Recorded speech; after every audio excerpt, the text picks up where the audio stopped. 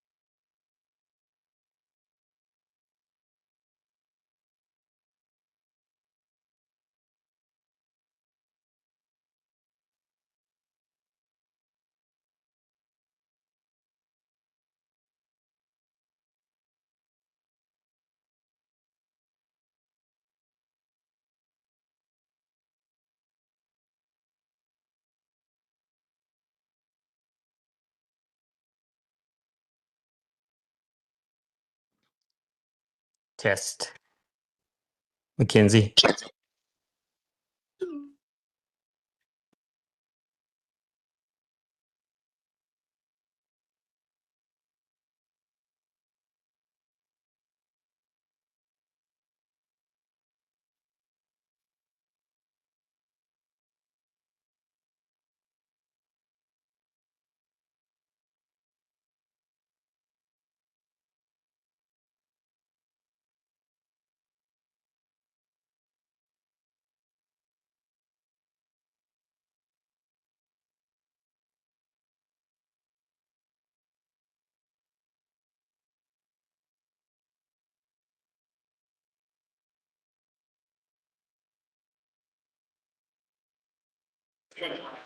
Can you hear us now? Yes, I can hear you. Oh, good. I was a little panicked. Okay, thank you. Thank you. Okay, perfect. Okay, so it's on. So here you're gonna have to record. I'll just start it right now. Yeah, record. And then I'll start. Yeah, so you'll have to stop this. Okay. This right here. It says stop, stop. Okay. And then you'll hit end this. Okay. And get out of that. And then it should probably end the YouTube stream. Oh, that is your stream, your WebEx. Okay. If not, just close all of everything. Everything, yeah. Yeah. And then, that's done. So they'll probably need. I already have the agenda. Oh, right here. Okay. But will they need other stuff today? If they do, it's here. He's on, yeah. Let's run the recording though. If then you're in November 6th, okay, yeah. Yeah. Say what? Yeah, you should be good. Your mics are all off.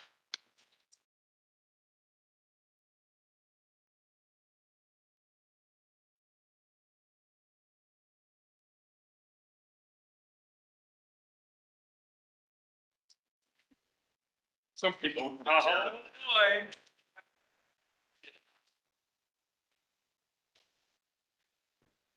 They're on.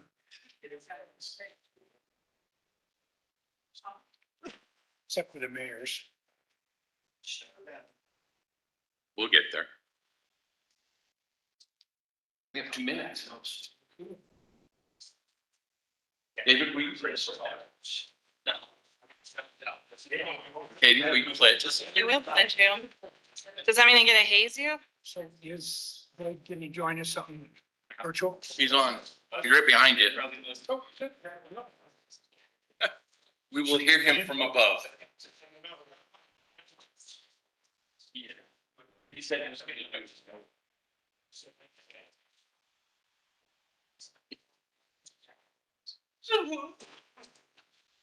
Do those speakers are loud? Oh, yeah.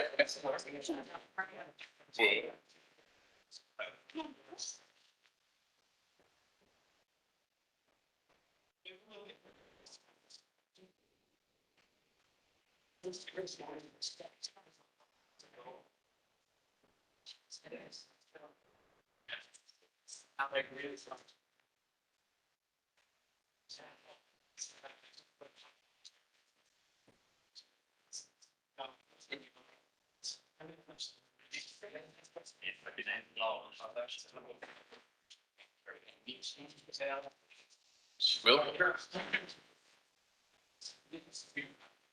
We talk.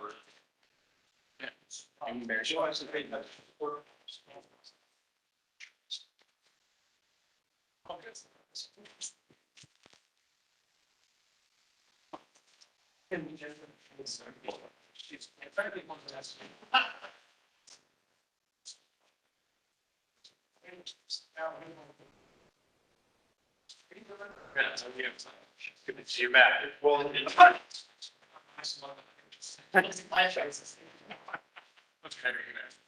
probably better to go back here.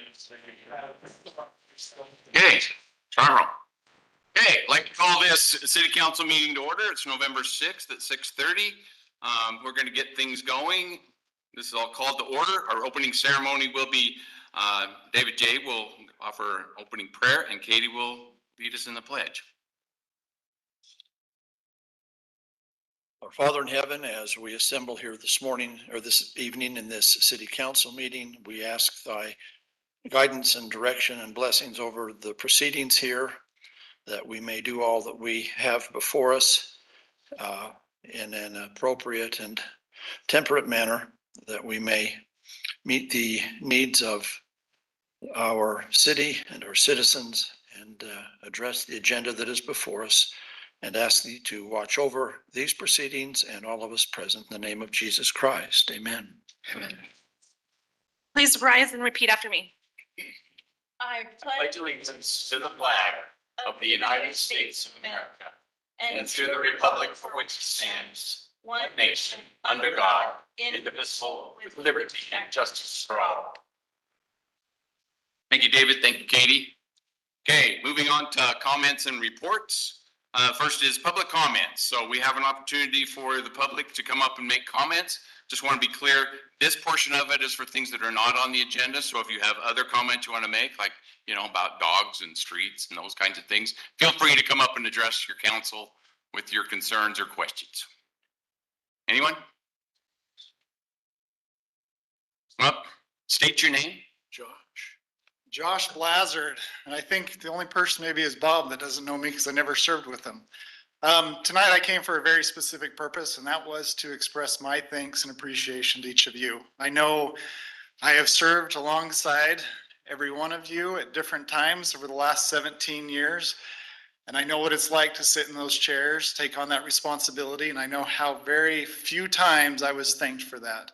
I wish Boyd was here, but I He's especially... sort of here. He's sort of here, But I especially wanted to thank Boyd and I wanted to thank you, Mayor Ken. I've served with you on the planning commission. I served with you on the city council.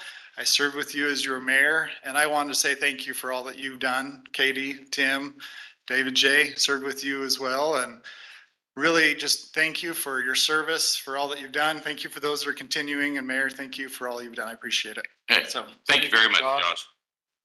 Okay, anyone else? Comments? Come on up. You, Mike Lopez, 3932 North 2600. Kind of not related to the development project, but the weed control back there, depending on the outcome tonight, it may not matter anyway, but last year I had to spray over my fence and cut those weeds down off the berm, so my yard didn't get infested with weeds. This year I didn't. My entire backyard and my garden bed is flooded with weeds. Yeah. He only mowed once this year and it wasn't until October. So all I'm gonna say is weed control. Weed Okay. control and weed control. thank you. I could use some of that. Hey, anyone else?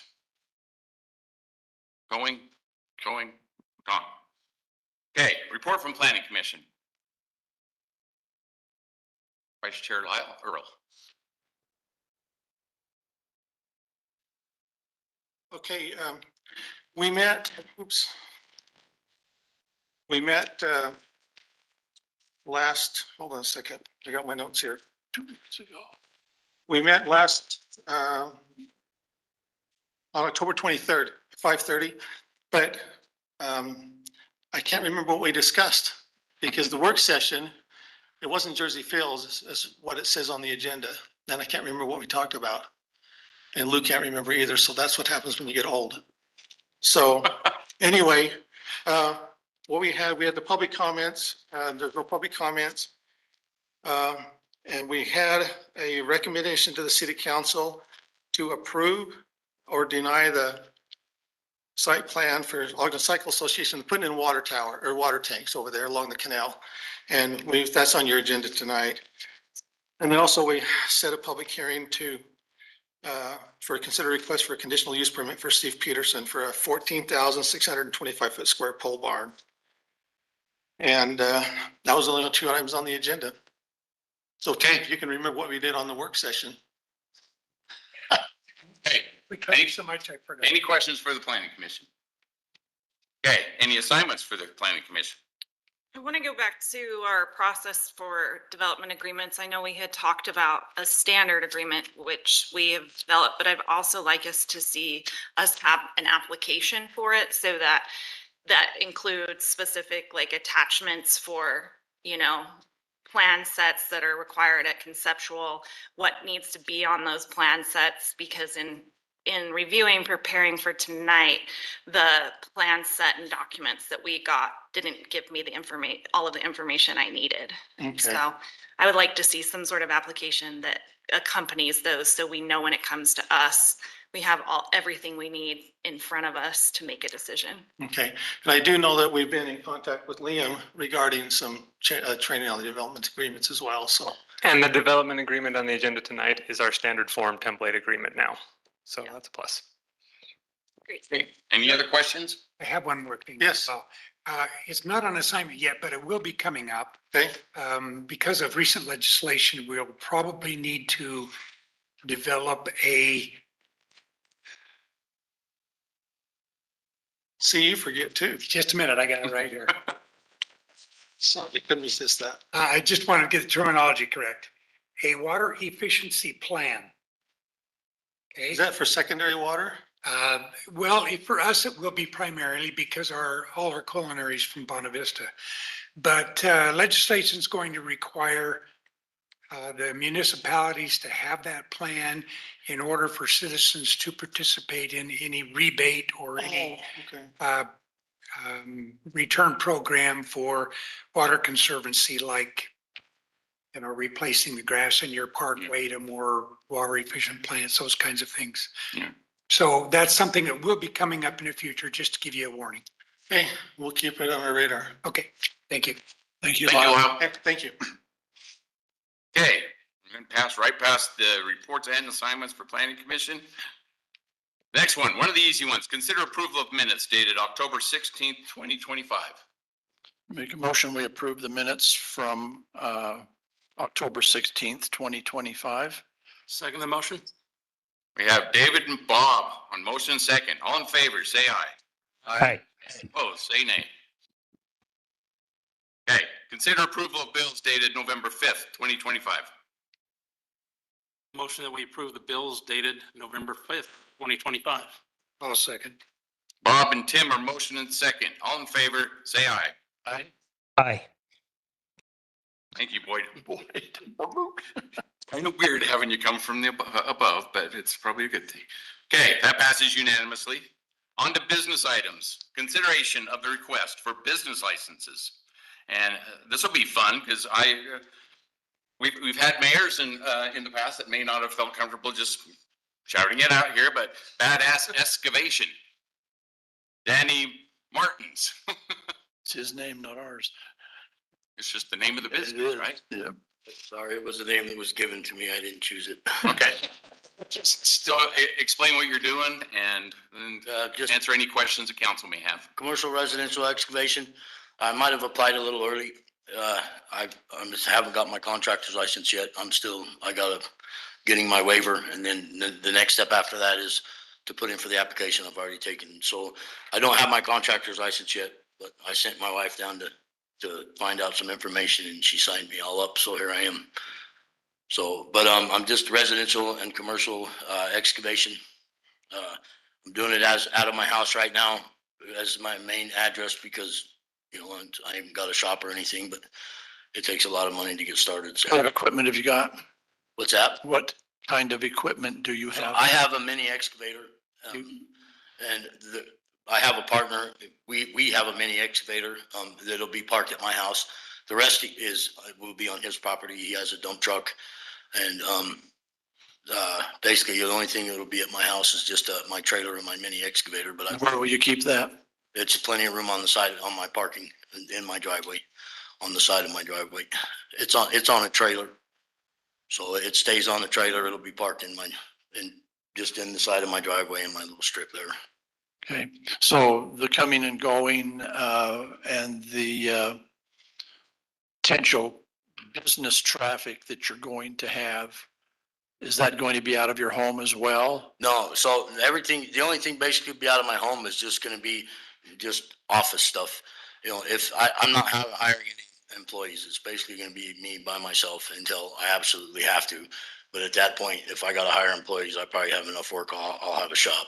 Okay, because I'm taking Boyd's position right now. I was on gonna that. say, David, I want to make sure that my soapbox is given Your here. So soapbox is up and you can take it, Boyd. Go for it. I just want to make sure that we don't change the look of your residential neighborhood.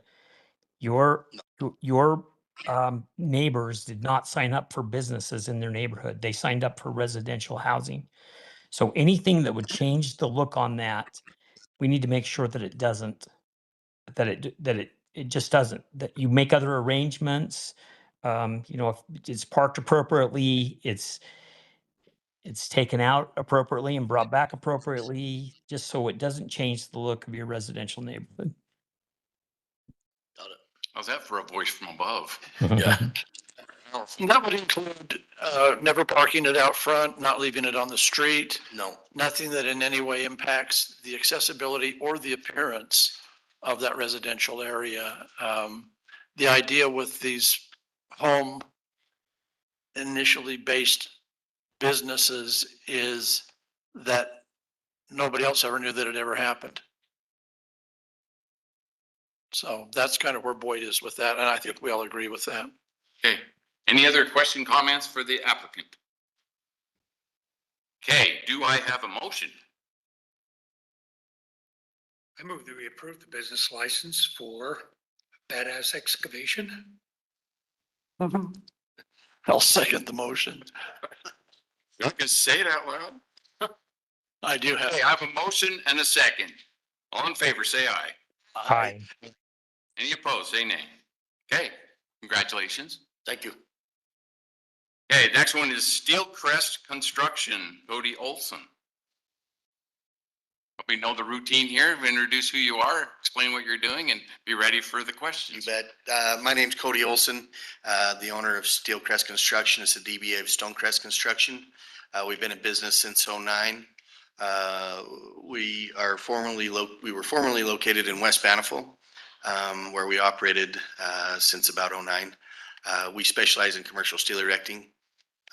Primarily is what we do. Subcontracting is commercial mostly. A little bit of residential. We have a location rented on 2000 West, 1980 North. It's an office space. The red brick building's there. We've signed a lease with the owners there for our office space. We've also purchased the property at 2656 North, 2000 West, right there on the corner of 2700 North and 2000. It's got a home on it and some shop building on it, as well as a barn. And our intentions are to build on that property, our office and shop space. On the southmost portion, there's 3 different lots there. And that's our intention, is to use the south portion, and the other 2 portions are undecided right now. That's a little White House, isn't it? Yes, You know that will have to go through a whole site plan process. yes, yep. We have a civil team right now working on our site plans to get through UDOT. We're aware that they need to go through UDOT to get approval first, and then once they get through UDOT, we'll bring them to you guys for approval. Okay. So what happens right now? You want a business license in Far West. You don't have a yard or a place to work out of right now. How are you going to move forward? That's a great question. So our office space does include a portion behind the building for yard space. It's not super big. I mean, maybe a quarter acre worth of space that is included with our lease. But we do have equipment and equipment on the 2656 property right now. So it's just parked there? Yeah, Was that the crane that we saw before? yes. There's a crane, an excavator, some telehandlers, skid steer. Okay, questions, comments, concerns? We have, just to throw this out there, we have began to clear debris, trees, shrubs, and tidy it up, the property, make it look nicer. When I first got the property, there was trees and bushes and stuff leaned over into the street. You couldn't see signs, you couldn't see around the corner. We've eliminated all that to This is the old dabbling property, correct? make it We noticed the orchard. visible, and I think everybody's noticed the orchard disappeared. the orchard is gone, yes. Yeah, and it was partially, for future, of course, but also because personally, I didn't like myself even driving around the corner because I couldn't see what was coming and what was there. And so, yeah, we do like to run a clean, tight ship and make things look nice and clean and presentable. Do you still have residents on that property? Yeah. Mhm. We currently have G&J Automotive. I They don't believe. have a license. Okay. Maybe, It's, anything, yes. this is one of my concerns. This is one of my concern spots. Can Gotcha. anybody remind me how this is zoned right now? It is currently zoned C2. C2, thank you. I thought it was still A1. No, it got rezoned a while back when there was another proposal coming in, and they got partway through site plan, and I don't know where they went. Thanks, Mayor. Okay. So how soon do you plan to take occupancy of this property? The purchased property or the rented? All of the above? We're currently in the rented property already. Okay. That's the 1980 North. I meant, yeah, the other one, the purchase. The other property. one, as soon as we get our plans done and it's approved, I mean, there's a construction of a building that needs to happen, everything needs to Are happen. you gonna take the house down? Not to do the first phase, no. And Is- remind, I don't think construction is a permitted use in C2. My understanding is it is a conditional use. So you have to go through that process to have. Correct. Yes. This is another thing I would like you to think about. That is literally the gateway to our city. and how that looks, it's been terrible lately, like you said. Thank you for cleaning some of those things up. But to bring a construction site there that's not tidy, that's not taken care of, this is some of the first impressions people get of our city. And I think that's really important for us to look at and to be aware of. Yeah, I'm looking, we just recently revised our permitted conditional uses and it doesn't look like construction is a permitted conditional use. If you read that, it says the permitted uses, and that statement says no other uses are permitted. It doesn't suggest conditional uses. It says this is the list, right? Yeah, it says conditional uses are restricted to the following. And construction has been taken out of that? Yeah, As far as when? Since when? 2024, December of 2024. A year ago. Okay. So what we propose to do on that property is no longer valid then, is what you're telling me? If it's a construction company, that's what it sounds like, That would end up in the M1.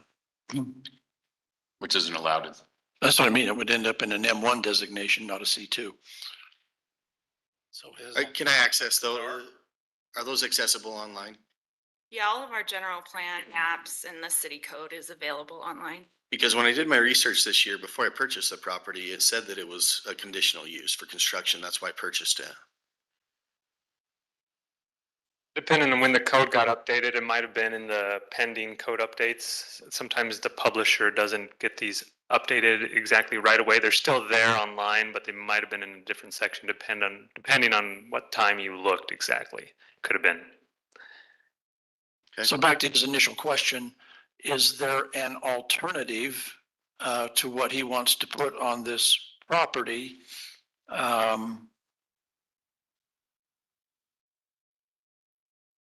That will facilitate his business model?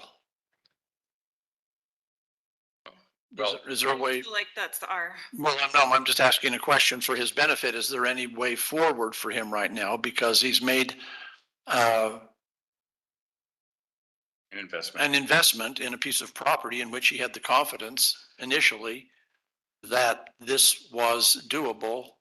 And this is the first he's hearing now that he might have bought a white elephant. And I think also, let's say that there was still the opportunity for a conditional use. Correct me if I'm wrong, anybody, but we'd have to have the conditional use in place before the business license. That's correct, as far as I understand. When this made, Pick up that. And before the business is started in that area as well. the changes were made, there were certain things in the C2 zone that we moved over. Everything in the C2 zone is permitted in the M1 zone. When these changes were made, there were certain things we moved out of the C2 zone, which are still permitted in the M1 zone. But not in reverse. But not in reverse. And I don't know the date, but you could look it up when that change in the zone was, or the ordinance was recorded, but it's been a while. Been a year. I don't know, my recommendation would be to table the business license until we can make a determination on this zoning, if this is even eligible to happen in this location. Is that a form So- of motion over a recommendation? Wait, he's got a question. Question. Yes. Well, we just approved an excavation company, which is construction for residential, and you're not going to let me have a business license for office space temporarily in office space only for the construction Your company? application for a business license is not for the property you just purchased. No, No, it's for the lease. no, it's for the lease space. Yes. Have it for the lease. But I believe it's still C2 where that is. The address for the lease space isn't the corner parcel, the No. address for the lease space is, so, I mean, back to that parcel. Let's see. That precedes what is allowed to go on in those properties there, those two red brick buildings on the east side of 2000 West, which is a C2 zone. Use there precedes a change in our code, if I'm correct. Liam, is that correct? Or does the change in the code now also affect what can go on in those sites? Yeah, a change in the code would change what's, because those are rental spots, I'm guessing. Or lease spots, but Lease they can, spots. he can have a little bit of a construction yard out back. He can store some materials. He can bring in a piece of machinery. Behind that, you won't see it from the street, but it's still a C2 zone. And it's still technically a construction business, even though his office is up front. Right. There could be some hardware out back. Now, does the owner of that property have the same rights going forward that they had before the change in the C2 zone? Or have they now also been confined to a new condition? Oh, I see what you're saying. The owner who built that building at the time it was zoned, at the time it was rezoned or otherwise zoned, will have those rights. But somebody who comes in now at this point in time to try to do an activity that's not permitted because they're not the owner, they don't have those same vested rights that the owner does. Even though they're leasing from the owner? Yeah. So what do you intend to do out of the lease space? Just run your office? Because he can have a business license for office space, but you can't have a business license for a construction yard in a C2 zone. Right. Right, and it looks like that parcel where the 1908 parcel is a C2 zone. 1980. Yeah, or 1980, Yeah. yeah, is in the C2 zone, so, and which office space is a permitted use there, but not Not the construction. construction. I mean, I'm okay with at least just office for now, until we can figure something else out. So I think, because the detail in your application says commercial steel erecting business, would we need to have him change that application, Liam? Yeah, he could change that application, or if it's just that one line, I mean, you could make a motion with that being changed as a condition of your approval if you wanted to do it in But this. that it's a construction office only. Right, office space.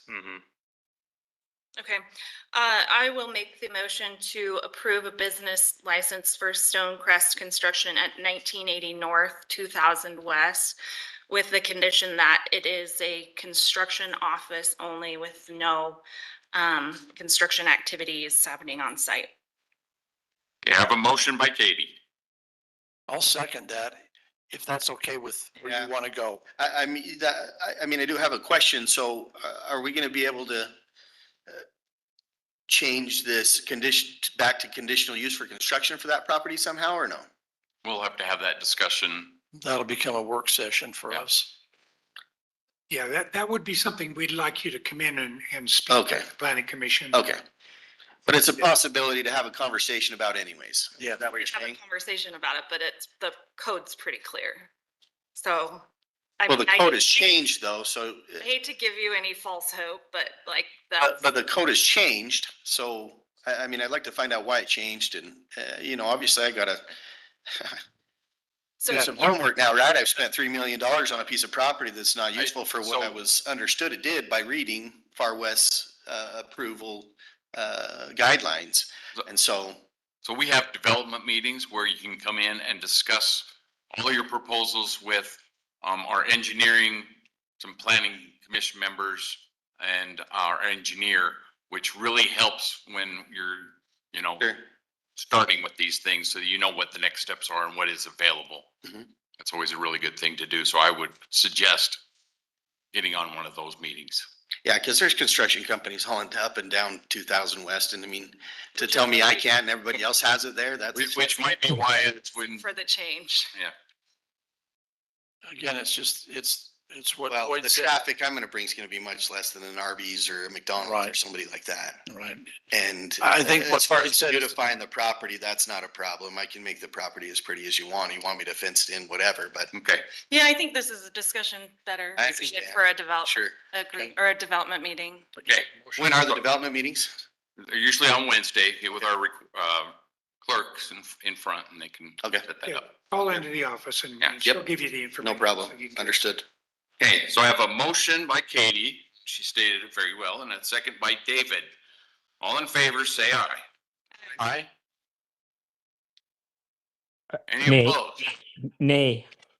Okay, so I was waiting waited for the nay. So we have enough ayes to make it pass.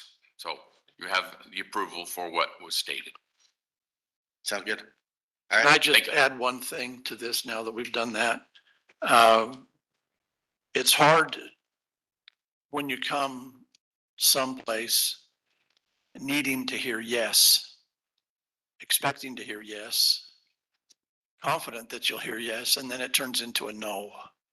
And I think what we're saying to you right now is if there is a way to say yes, we're willing to pursue that with you. But right now, it's not very positive. And we're sorry for that. I understand. I mean, yeah, would you rather deal with a guy like me or would you rather deal with some huge local or, company all over the United States on that property? Well, I mean, They would fall under the same requirements, whether they it's got a a lot more small money. independent or a large national. yeah, I understand. Thank you. All right, guys. Thank you. Appreciate Thank it. you. Okay, next item on the business items B is consideration of the request of a modified site plan for Ogden Cycle Association located at 2390 West, 4000 North. Brad Sweet, are you here, Brad? Okay. Okay, state your name. Colton Voigt, president of Ogden Cycle Association. Okay, and tell us what's going on. So we are planning on, so currently right now, we pull all of our water out of the canal straight to our pump house to water our tracker, right? Keep the dust down, things like that. So obviously the canal is running from April 15th to October 1st roughly, right? Second tab. So what we're trying to do is Water build storage tab. a water retaining system, tanks, here's a picture of it. So it's gonna be a concrete slab that's all engineered engineered and forced to support this weight. So it's gonna be three 17,000 gallon tanks that we will weld a manifold and it'll come right into our pump house down right here at the bottom. So, yeah, so I think that, I don't know the whole dimensions of the tanks. They're pretty big. Obviously they're 17,000 gallons. So, I don't know if it has the dimensions on there or not. I'm guessing you guys figured out where to get the water from? Yes, sir. Yep. A few different options, so Yes, because supplemented a few different. big tanks with no water don't Oh, work yeah. very well. It's not good. It's dry out there right now, so. Okay, questions for the applicant? just a couple comments. The construction of the concrete and the construction that's going to occur, you're going to be really close to that embankment. And do you have to do anything with the water distribution company? Not that I'm aware of, but that's something I could definitely look into and ask. I would say it's probably that embankment kind of comes down, then it flattens out. So it really doesn't go all the way to that black line, but yeah, I could definitely look into that and ask, but this also isn't going to be elevated. It'll be level with the ground roughly. How high are the tanks? That's a good question. Maybe, 20 feet. as I was said, it's 20 feet. Okay, 20 feet tall. Not as high as the berm. Yeah, or maybe close to, yeah, roughly right around there, yeah. And this is something the planning commission reviewed, right? Well then. Okay. You're done with your questions, comments, concerns? I'm ready for a motion. I'll make a motion. We approve the modified site plan for Ogden Cycle Association. I'll second that. Katie and Tim are motion second. All in favor, say aye. Aye. Aye. Any? Thank you. Okay. Thank you. All right, That's all you get. That's all you need. Okay, now for the fun part, consideration of the request of the Park Plaza Court Development Agreement. Before we get started, I'm gonna go ahead and go over a couple of little things because I know everybody's here with concerns about this. First of all, a public hearing was held on this in front of the Planning Commission. The Planning Commission unanimously recommended approval of the development agreement. There was a lot of input and comments from the residents. And even though this is not a public hearing, is Chris Johns here? Yeah, so what I'd like to do is give you a few minutes to basically summarize the concerns. We'll do that. So Chris is going to come up and give us that part, and then the applicant for this will then present, any the proposal as well as anything that she addressed to those concerns. So, and then of course, after that, we will have a discussion up here as a council. Someone will make a motion with a reason, and then we'll take action from there, and we'll do a roll call vote on this. So Chris, if you're prepared, sorry I laid it on you, but I think you're pretty prepared. Yeah, I probably would have prepared a little better had I known, but that's okay. So I did bring with me the petition. There's over 450 signatures on this petition. It includes the updates. There's some comments that were left as well on the petition. I think 11 different comments on that. You can just leave that with her on your way when you're done. Okay. And I did email that to each of you as well, so you'd have that. I think the major concerns of the community are the next tab. So the introduction of multi-unit homes in the area is a major concern. The control around rentals is a concern. One of the things that I'm concerned about with any kind of rental properties like that come in is that, it's stated that this property and the purpose of like multi-unit developments like this is to address the housing issues within Utah. I'm a firm believer that the major driver of the housing issues and the prices that we're seeing are because of the lack of supply. And when you allow rentals and units, I think like townhomes that even with controls are very likely to be rented, you're not introducing any more into that supply because there'll be rentals instead of opportunities for home buyers. And so I don't think it addresses that very well. I know that there's a lot of concern from the residents on the traffic that it will introduce, especially if there's a commercial element kind of coming in and out of that space, primarily because the main ingress to the area will be through the neighborhood entrance. There's bus stops. There's obviously a giant park right there. There's a lot of kids that are running around across that street. And so there's some concerns there. Trying to think what else we covered. I think it just changes the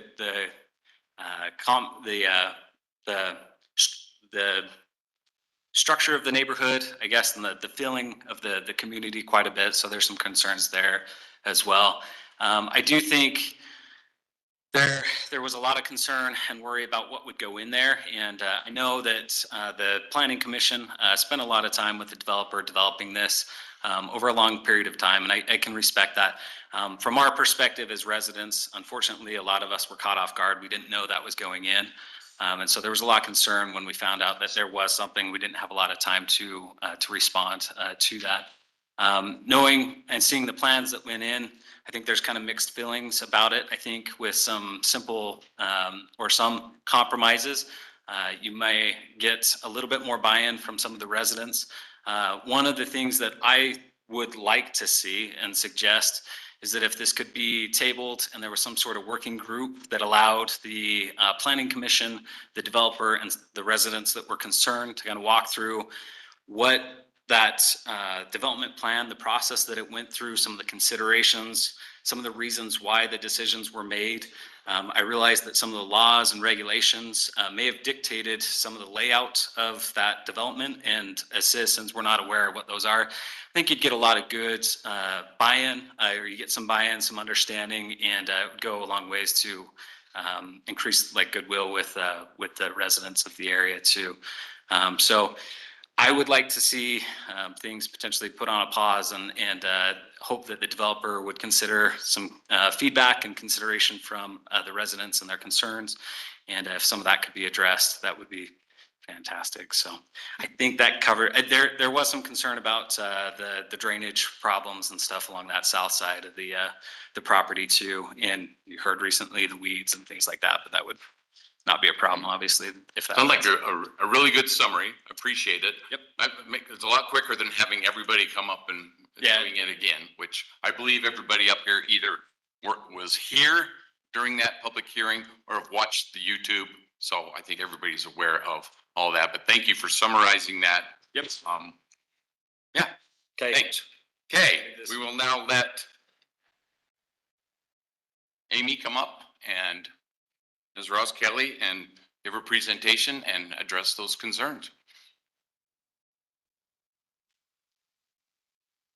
Well, good evening, council, mayor.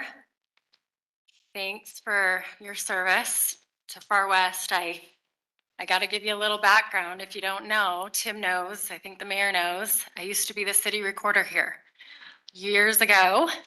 I should talk Lindsay. So I have kind of a little, relationship with Far West City. I love the city and I love the community. And unfortunately, I'm 4 houses away from living in the city. Darn it. But this is a great community. And, as a developer, we want to build great communities. And I really do feel like that's what we have really done here. We've put a lot of thought into this project. We've spent a lot of time in this. The mayor and I had a conversation, gosh, probably a couple of years ago. He brought the 55 and older, community idea to me. And that kind of really started the ball rolling on what do we do? What is the right thing to do here on this piece of property? So we've been working on this a long time. We've been working on it with the Planning Commission for probably almost since the beginning of this year. We've had several work sessions on it and stuff. So And briefly scroll that to whatever you want. yeah, I think let's just, I'm going to give you as quick as I possibly can kind of the rundown on the project. We obviously know where the site is. If you want to, I'm sorry, I don't know your name. Brianne, if you want to just scroll going down a little bit further. Here we go. These are kind of some of the key items that we felt like were important, that needed to be addressed, that were possible concerns, that were things that were brought to us. And so we really wanted to kind of dive into some of these things. What is the general plan designation?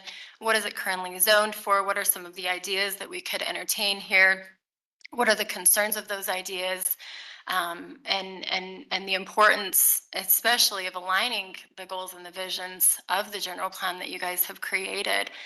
The proximity to what is existing out there with the current residences. And then the importance of trying, and I really want to reiterate, trying to meet a moderate income housing.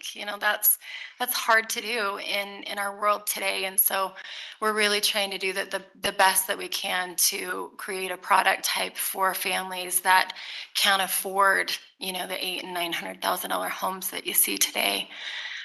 So go ahead and scroll down just a little bit further. In a lot of those things, this is kind of the discovery that we came up with in commercial versus residential. And so we looked at, with the commercial, what is the location in proximity to the existing residents? And if we were to go and just put, commercial units there, and what type of commercial units there, how would that affect the existing residents by it being right in their backyards? So we wanted to create kind of a buffer from the existing residential to the commercial, just, to make sure that we weren't putting back doors to the residences that would have, trucks unloading, or, businesses, people coming and going. Obviously, commercial sustainability is really hard on a street that doesn't have the traffic flow like 2000 West or Highway 89 has. And so we didn't want to have any vacant commercial spaces. I think there's a lot of small commercial spaces out there. It's not really what the market is speaking to right now. And so we felt like we needed to probably do something a little different than just straight commercial. I'm not going to go through all of these. I just kind of wanted to touch on kind of some of the main reasons why we didn't do straight commercial. When we go to the residential component, there is a need for some different product types. And by product types, I mean different types of homes. We also wanted to make sure that we did create that single family buffer for the existing homeowners. And that the townhouses would be alley loaded. So the homes that we're planning to build would not look out their front door into a really heavy loaded garage front. It would be a front door, and the garage would be on the back side on the alley. We're not doing any 3-story townhouses. We also are only doing, we have three units that are 3 buildings that are 2-unit buildings, and we have 2 buildings that are 4-unit buildings.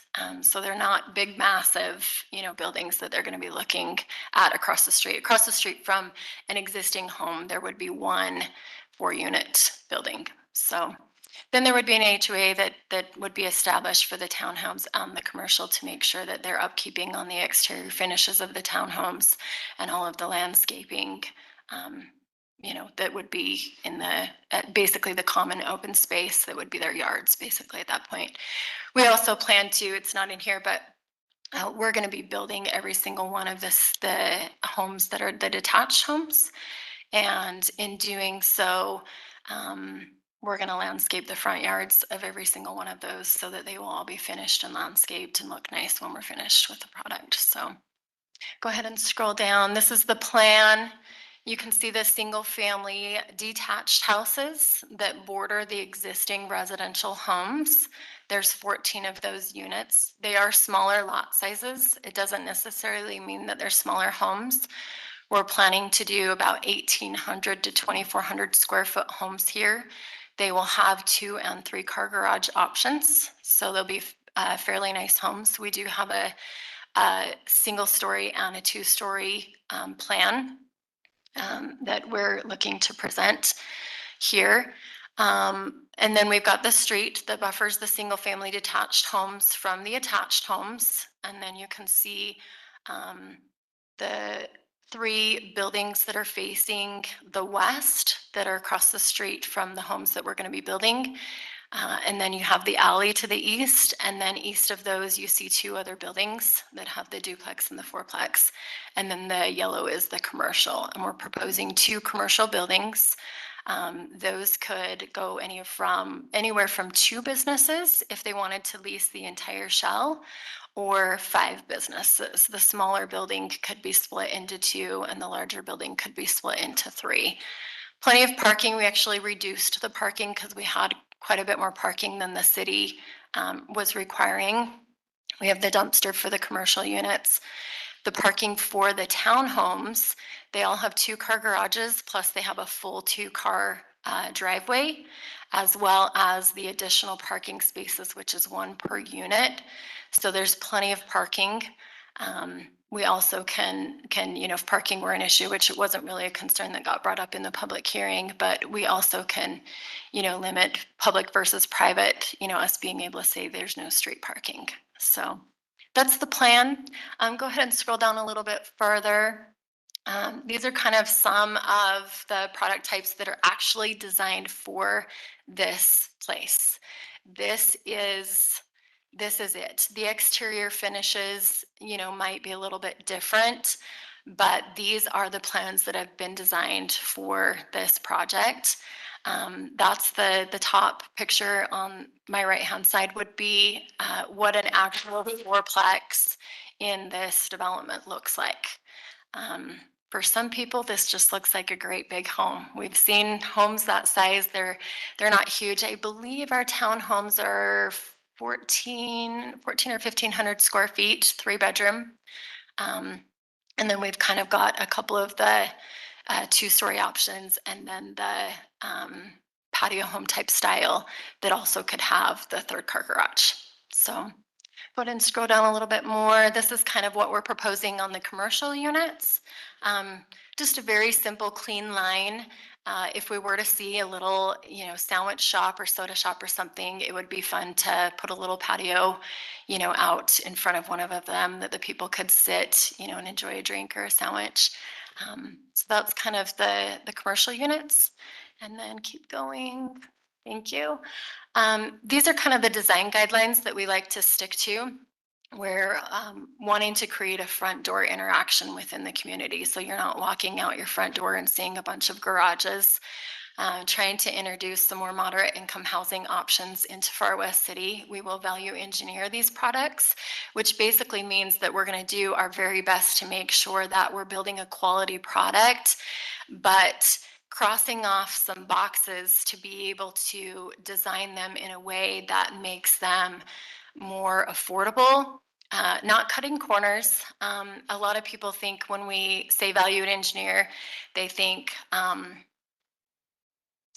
the curb appeal is going to be a factor in that. The exterior, what you guys see, that's what you're gonna get. You know, it's the interior finishes that we can come in and say, you know what, we're not gonna do granite countertop, we're gonna do Formica. You know, we're gonna do a less expensive carpet or linoleum finish. These are things that can be changed after the fact when the income of the household allows for those changes. The exterior finish is something that's a lot harder to change. So we want to make sure that the curb appeal looks really good. And then we'll engineer the inside to be able to, you know, change some of those things down the road later when their finances allow it. Some of the other things we've kind of already talked about, I'll kind of skip over those. The development agreement is extremely specific on what we can and cannot do here. It specifies the number of townhomes. It specifies the number of units allowed in a townhome building. And so for us to be able to deviate from this plan would require an additional public hearing to be able to make changes to this development agreement. We want to create homes for every different stage of life. I realize this is a unique piece of property, and most people who come in with development projects like this do them on a lot larger parcel. This unique parcel, the location that it has, just kind of fit the mold. You know, when we started really working through some of these things, we really felt like it just makes the most sense to try to do something a little bit different here because of the unique location, the size, the proximity to some of the things. So there's some of our design guidelines. Go ahead and scroll down a little bit further. These are some of the things that we feel like create a great community. And as you guys have heard from the public, you know, there's already an existing community there that is great. And we want to just enhance that. We just want to add to that. We want to create that opportunity for other people as well.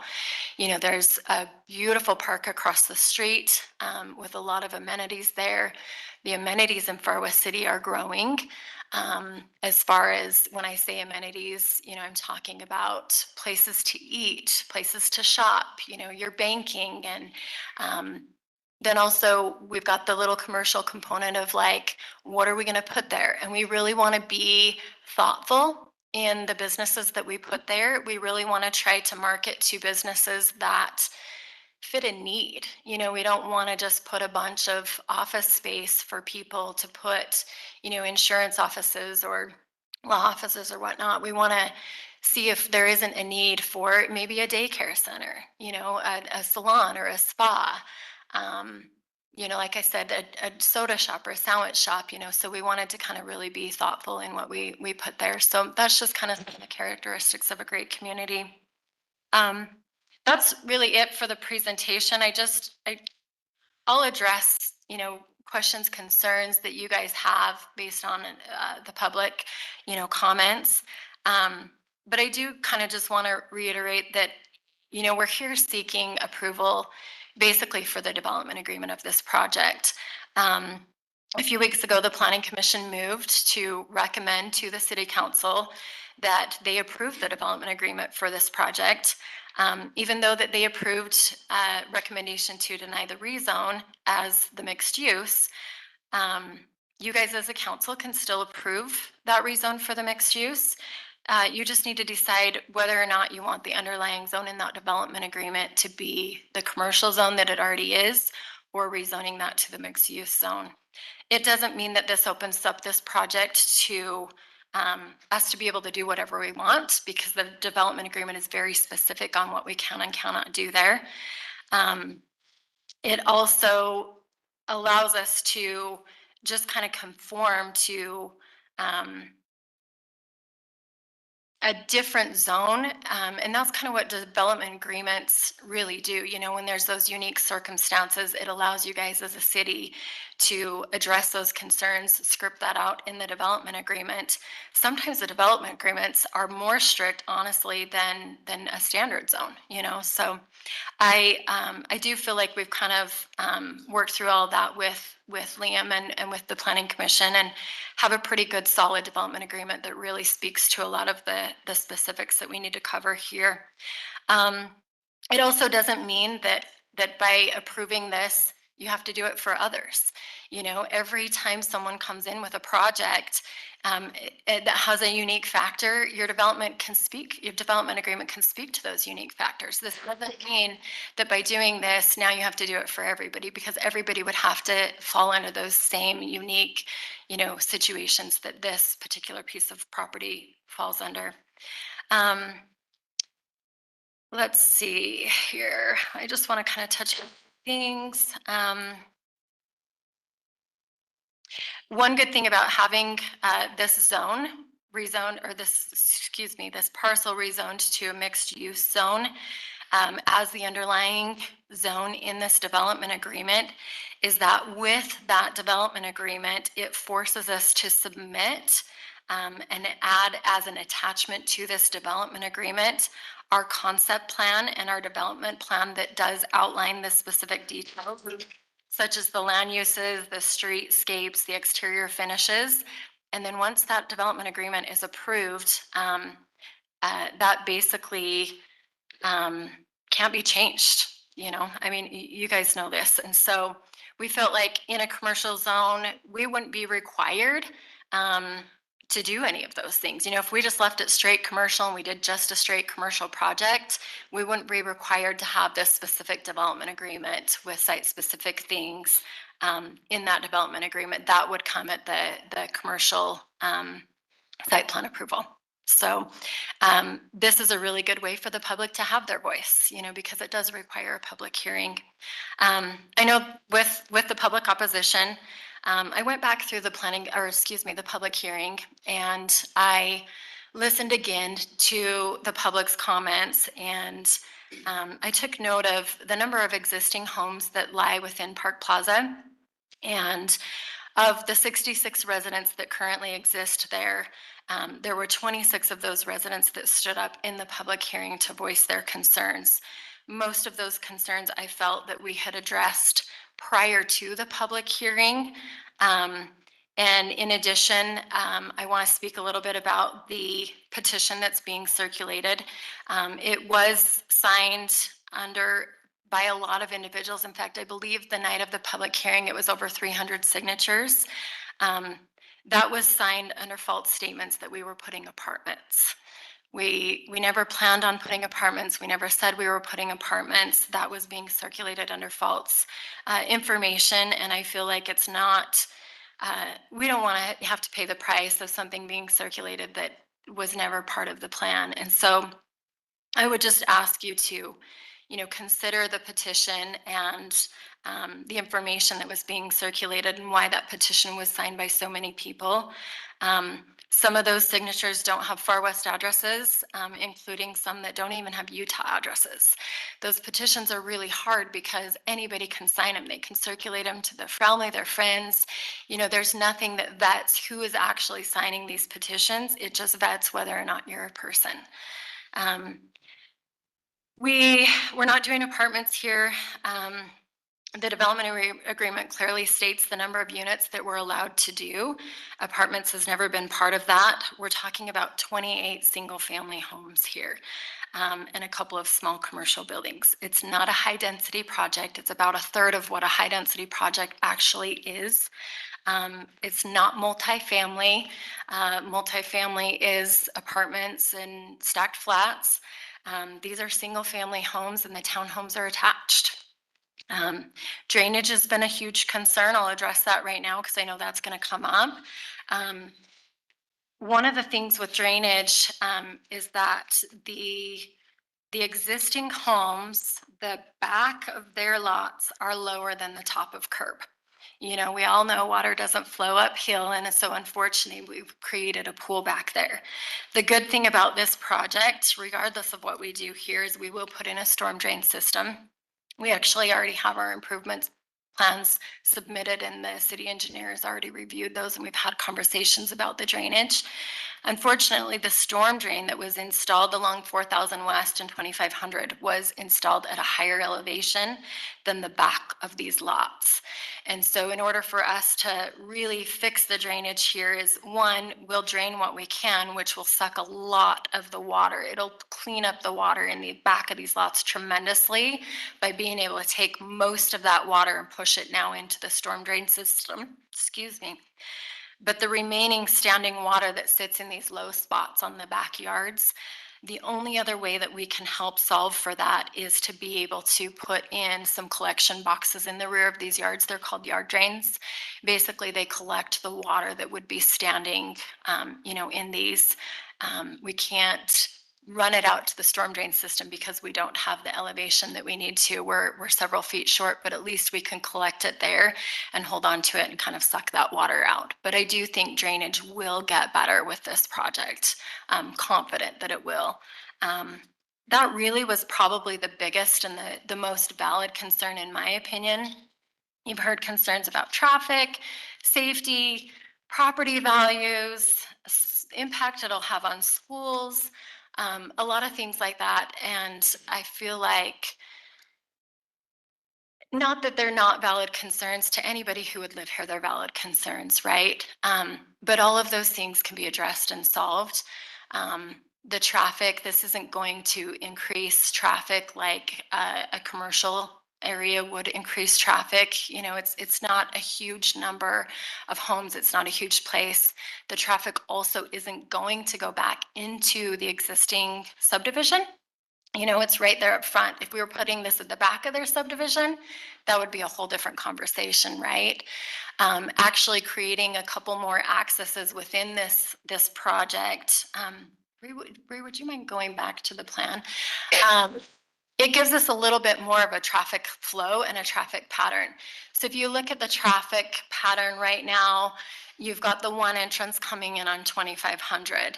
If we only had that access into this project, that would be a problem because you've got one in and one out. We're creating a couple more than just that one. So we have access coming in and out on 4,000. Unfortunately, because of the engineered requirements, we can't put any more than that because of the footage requirements between intersections. So that's the only one we're allowed to have out on 4,000 North. We have the two. We have the commercial entrance in the yellow, and then we have the main public road that you see in the gray. And we talked about this with our engineer. Do we shut off one of those entrances? Which we felt like what wouldn't create a better flow for traffic. By having multiple entrances, it lessens the backup and the amount of people trying to get in and out. It gives you more options, which actually creates a better traffic pattern. Those really, to me, are the biggest issues that I heard from the comments. That's really all I have, and happy to answer any other questions you guys have. Okay. Do we have questions for applicant? I have one to start, if that's okay, Mayor. First of all, I'm sorry I can't be there tonight. You all look great. I want to say that I appreciate had the opportunity to talk to Amy a couple times this week, and appreciate that. I've also had time to talk to some residents in the Park Plaza area to kind of to get a feel, as well as listen to the public hearing and do a few things. Amy, I just a question I would have is, one of the things that they brought up more tonight was on the rental side of it. As traditionally, if townhomes are bought and then sometimes rented, a lot of times rented. And so I just wondered, do you have any type of thoughts along those lines? Currently, right now, Boyd, and thanks for the question. We, in the development agreement, it speaks specifically on limiting the number of units that can be rentals. This is a really hard question for anybody in any city to address because how do you police that? There are residents in Park Plaza that are renting out their homes and their basements right now. I have no control over that. You guys have no control over that. Sometimes we can control this with HOA documents in a property management company. We can control it with agreements like, oh my gosh, you guys, my mind just went blank. Basically, there's an agreement that you can put in place when you sell these that you can do deed restrictions. You know, it's kind of a similar thing that basically says these cannot be sold to investors for rental purposes. They have to live in the unit for at least 1 year before they can do it. There's no short-term rental. You know, there's a lot of different things here that we can do to address the rental side of things. But what it ultimately comes down to is, you know, for me anyways, the only way to really, really regulate that is if they had one owner. And then you have a property management company that's doing background checks. They're making sure that the people that are coming and going are good people and they're signing a lease agreement. You know, if we offer all of these for sale, at that point, we kind of lose that control. But that development agreement and those HOA documents and our CCRs, they can speak specifically to what's allowed and not allowed. You know, but it's a hard one for me, and it's a little bit of a touchy subject, if I'm being honest, because, you know, other people are doing it. You know, if they're allowed, why wouldn't we be? And I think I'm more passionate about it because, you know, years ago when I got divorced, my number one concern was, where am I going to live with my 3 children and be in a good neighborhood and them go to good schools? And unfortunately, Plain City and Far West didn't have options for me. You know, and this gives people that are in unique situations. Maybe they're in the military, you know, maybe they're, you know, recently divorced and getting their feet back underneath them, and they can't afford school teachers and police officers. They can't afford to qualify for a loan to purchase a home, but they can afford the payment. You know, and so it doesn't mean, and gone are the days that townhouses bring in riffraff. You know, like at $400,000 a unit, that just doesn't exist anymore. And I think that's a huge, and it's a valid concern of the residents of, is this going to be transient living? And Boyd, I honestly don't think that this is, first of all, Far West isn't the community for that, you know, period. But I also don't think that we're going to build a community here that is going to have that look and that feel. You know, I feel pretty dang confident that these are going to be beautiful units with great people. Thank you. Thank you for that answer, Amy. You're welcome. Other questions? Yeah. Go ahead, Katie. So you talked a bit on drainage. Is there requirements in the development agreement that speak to that drainage and installing that along the back property line? Not specifically in the development agreement, because that's something that engineering will handle In the site plan. in the site plan, exactly. How do we enforce that that gets included? Well, engineering will have to address that. It's a on site plan. subdivision requirement. Yeah, they have to. Yeah, that whole process would still need to happen. Site plan won't be approved until engineering is approved. Correct. You also said in your presentation, you know, straight commercial, and I'm interpreting that to mean using the whole lot and making the whole lot commercial, not including any home, single family or multifamily homes. Is that what you were? Yeah. Okay. And I was having some confusion in deciphering what that commercial use would be. In that presentation, it mentioned some construction and light manufacturing, but it looked like the buildings were labeled retail. What's the intended businesses that you would try to attract with that? Because our mixed use zone does have a very restrictive list, as you just, you know, heard, of permitted businesses within them, and light manufacturing and construction are not Yeah. those. The light manufacturing and construction are actually the uses that were brought to us as ideas of what to put here. And then obviously we knew that the zoning wouldn't allow for that. And so we had to start really thinking through, what are our options here? What can we do here? What's the right thing to do here? So the businesses that are actually being proposed here will look no differently than what you see along 2000 West in Marriott Slaterville, what you see along 2700 North where, Jimmy John's and Einstein Bagels is. They're just really small. I mean, you saw the picture of them, but there wouldn't be any manufacturing or industrial. They would all be permitted uses within the commercial zone. Does that answer your question? Yeah, and then just a process question. We'll have time to discuss after questions, correct? Yes, we're actually we'll have a discussion. Right now, we're having questions of the applicant, and then we will have a discussion before we have a motion. All right, I think that answers my questions. I just have one comment, Amy.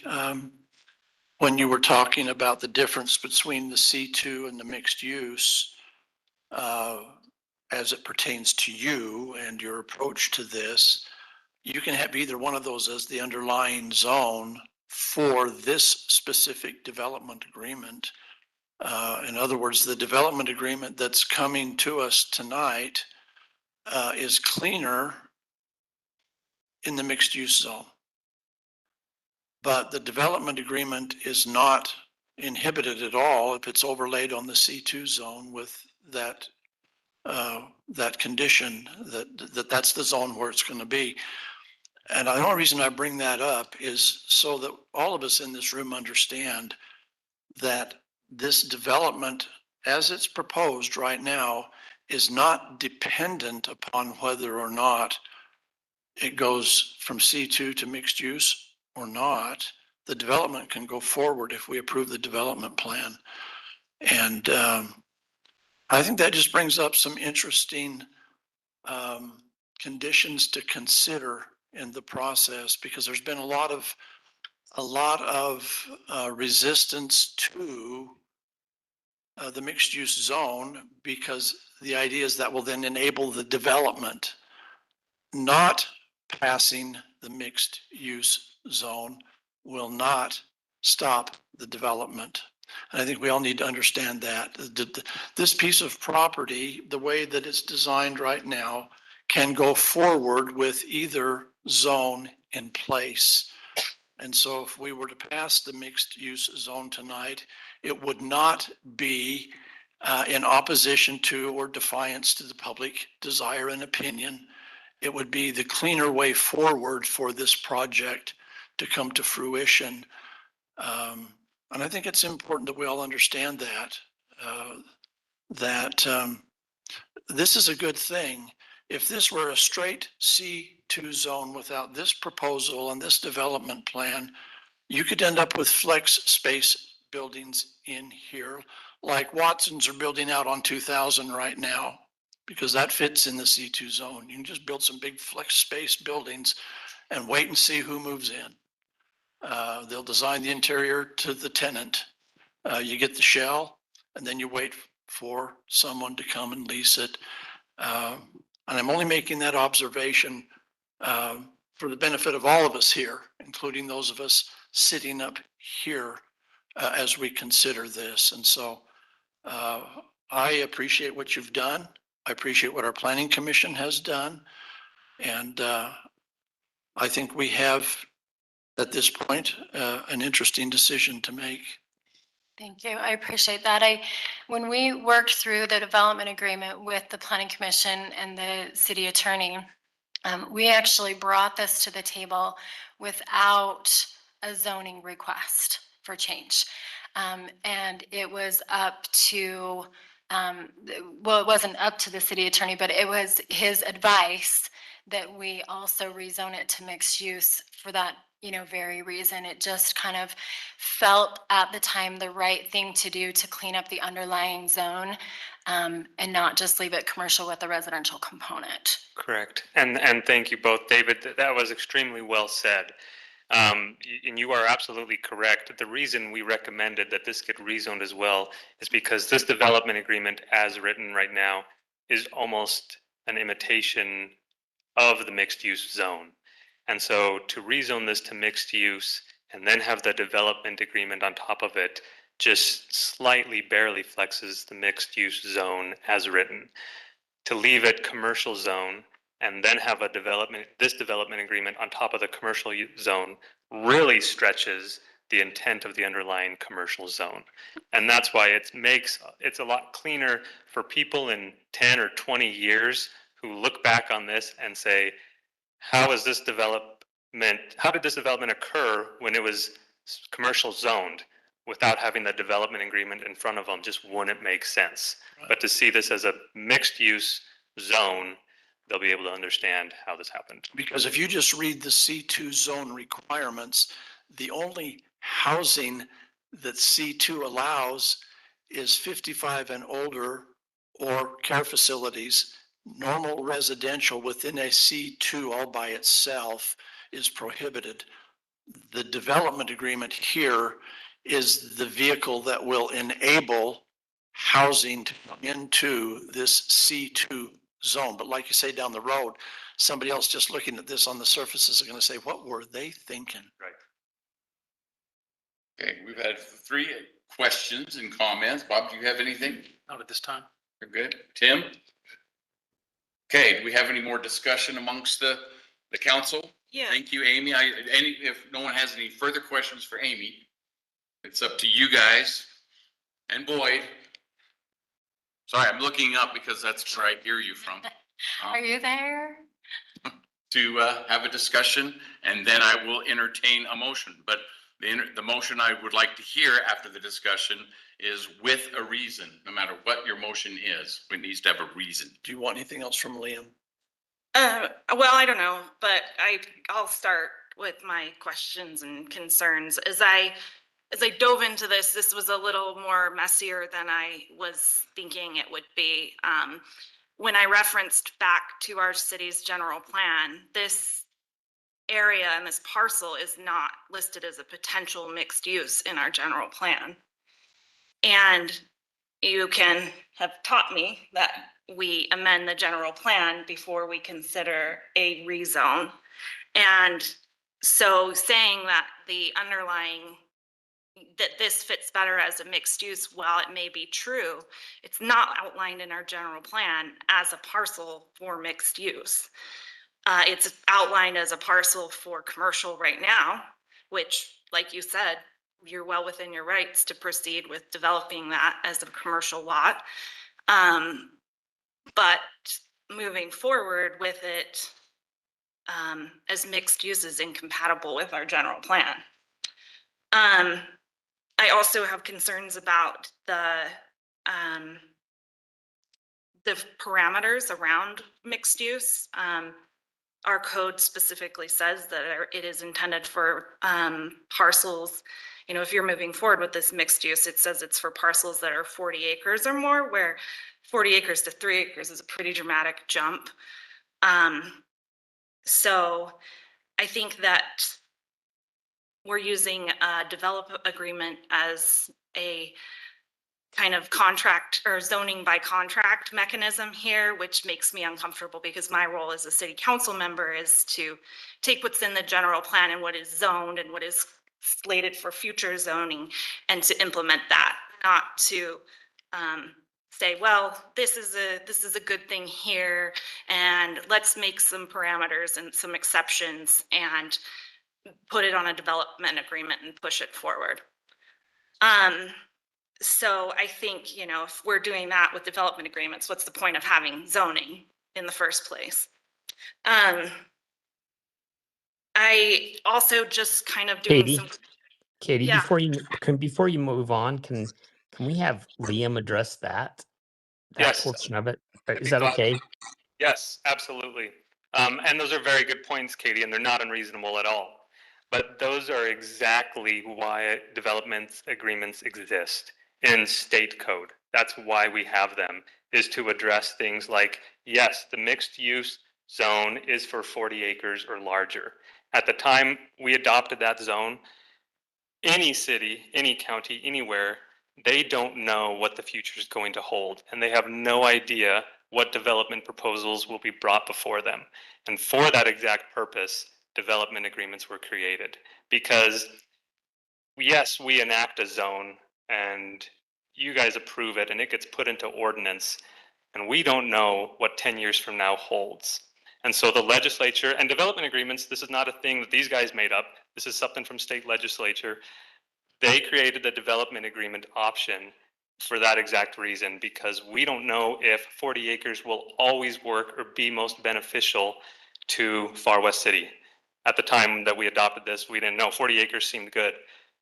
But the city has an option to benefit from a development in your discretion if you determine it to be a benefit that is less than 40 acres by a development agreement. Otherwise, we would be beholden to what we adopted 10 or 20 or 30 years ago and never be able to change from that unless we did an entire rezone. But doesn't that same code also say that it has to be consistent with our adopted land use regulations and general plan? And development agreements also can change the general plan. That's another purpose of development agreements. And I was going to get to that point as well. Yes, the general plan is good and zoning is good. General plan and zoning is very good because it gives the citizens predictability. It lets them understand what's contemplated to happen in the future, right? It gives everybody that idea, and that is really good and that is important. But because we don't know what we don't know, we have to be able to, if the city determines it's appropriate and they get a benefit from it, do a development agreement. And a development agreement isn't all developer friendly, right? It's a give and a take, it's a negotiation. And in this instance, we have negotiated with the developer, and the city is, yeah, giving a little bit of flexibility, but in the planning commission discussions with the developer, they're also getting something in return. And so your points are valid, and it's been brought up many a time when any jurisdiction talks about development agreements. But that is the reason they were created, is to allow us in the future to run into a situation like this where it doesn't fit exactly in the mixed use zone. It doesn't fit exactly in the commercial zone. We need a little bit of flexibility. The development agreement answers that. I think when we looked at the general plan, it actually showed, and I can't remember if it showed in the current general plan or the proposed update, commercial and or residential. It says commercial and residential, but there is also that is a category separate from mixed use. Right. Mixed use on it has its own color, and this parcel was not indicated in a mixed use color. Correct. It was said commercial and residential. Yeah. And so I don't know why on our maps we have those two categories, but it's not indicated as future mixed use. Liam, when you mentioned what you said just now, that the development agreement can lead us to the rezone, you also said that it can amend the general plan. I don't quite understand. It doesn't amend the existing general plan, but it allows you to flex from it, just like the zone, right? The development agreement doesn't implement the commercial zone or the mixed use zone precisely, right? It just allows you to flex. Same with the general plan. This might not fit exactly with the general plan. Hence, the development agreement allows you to flex on your general. So we don't need to go back and amend the general plan to include a mixed use option in this area. First of all, when the mixed use doesn't even fit this parcel by code, right, by design. I'm trying to understand what Katie's asking, and that is, how does this justify, how do we come to terms with what our general plan shows and what our zoning allows? And the general plan, again, like zoning, right? We adopted that with an idea of what we wanted in the future, but we didn't know what was going to come down the line. So that's why, yes, you don't have to go back and first amend the general plan before you were to adopt this rezone or the development agreement. It's another reason why we're reviewing for updates in our current general plan. Right. Well, and that's one thing that I want to reinforce to all of the residents who came here tonight, and I appreciate you showing up to this meeting, but the time for this action is not when we have a rezone in front of us as a body. It is when we are putting together our general plan, which is now. That is when you let us as a city know what you want or don't want around your neighborhood, and you get involved at that moment. This is a process that happens. We are legislatively mandated to update it, and we are going through an update right now. And so if this is where you make your needs and wants and desires as residents known to us as a council and to a body of the planning commission, because like I said, my role here as the city council member is to enact what's in code in our general plan. And this is, you know, like I said, I appreciate you being here tonight, but that's the point where you need to be involved. So that's my concern about you know, the general plan. I also was a little concerned about the residential shall not consist of more than 50% of the gross acreage. And it says the overall density can't be more than 6 dwelling units per gross acre, but with the 28 residential units, that makes 7.4 units per acre. We're less than 5. Less than 5? Because 28 units divided by 3.74 is We have 6 acres. 6 acres. Yeah.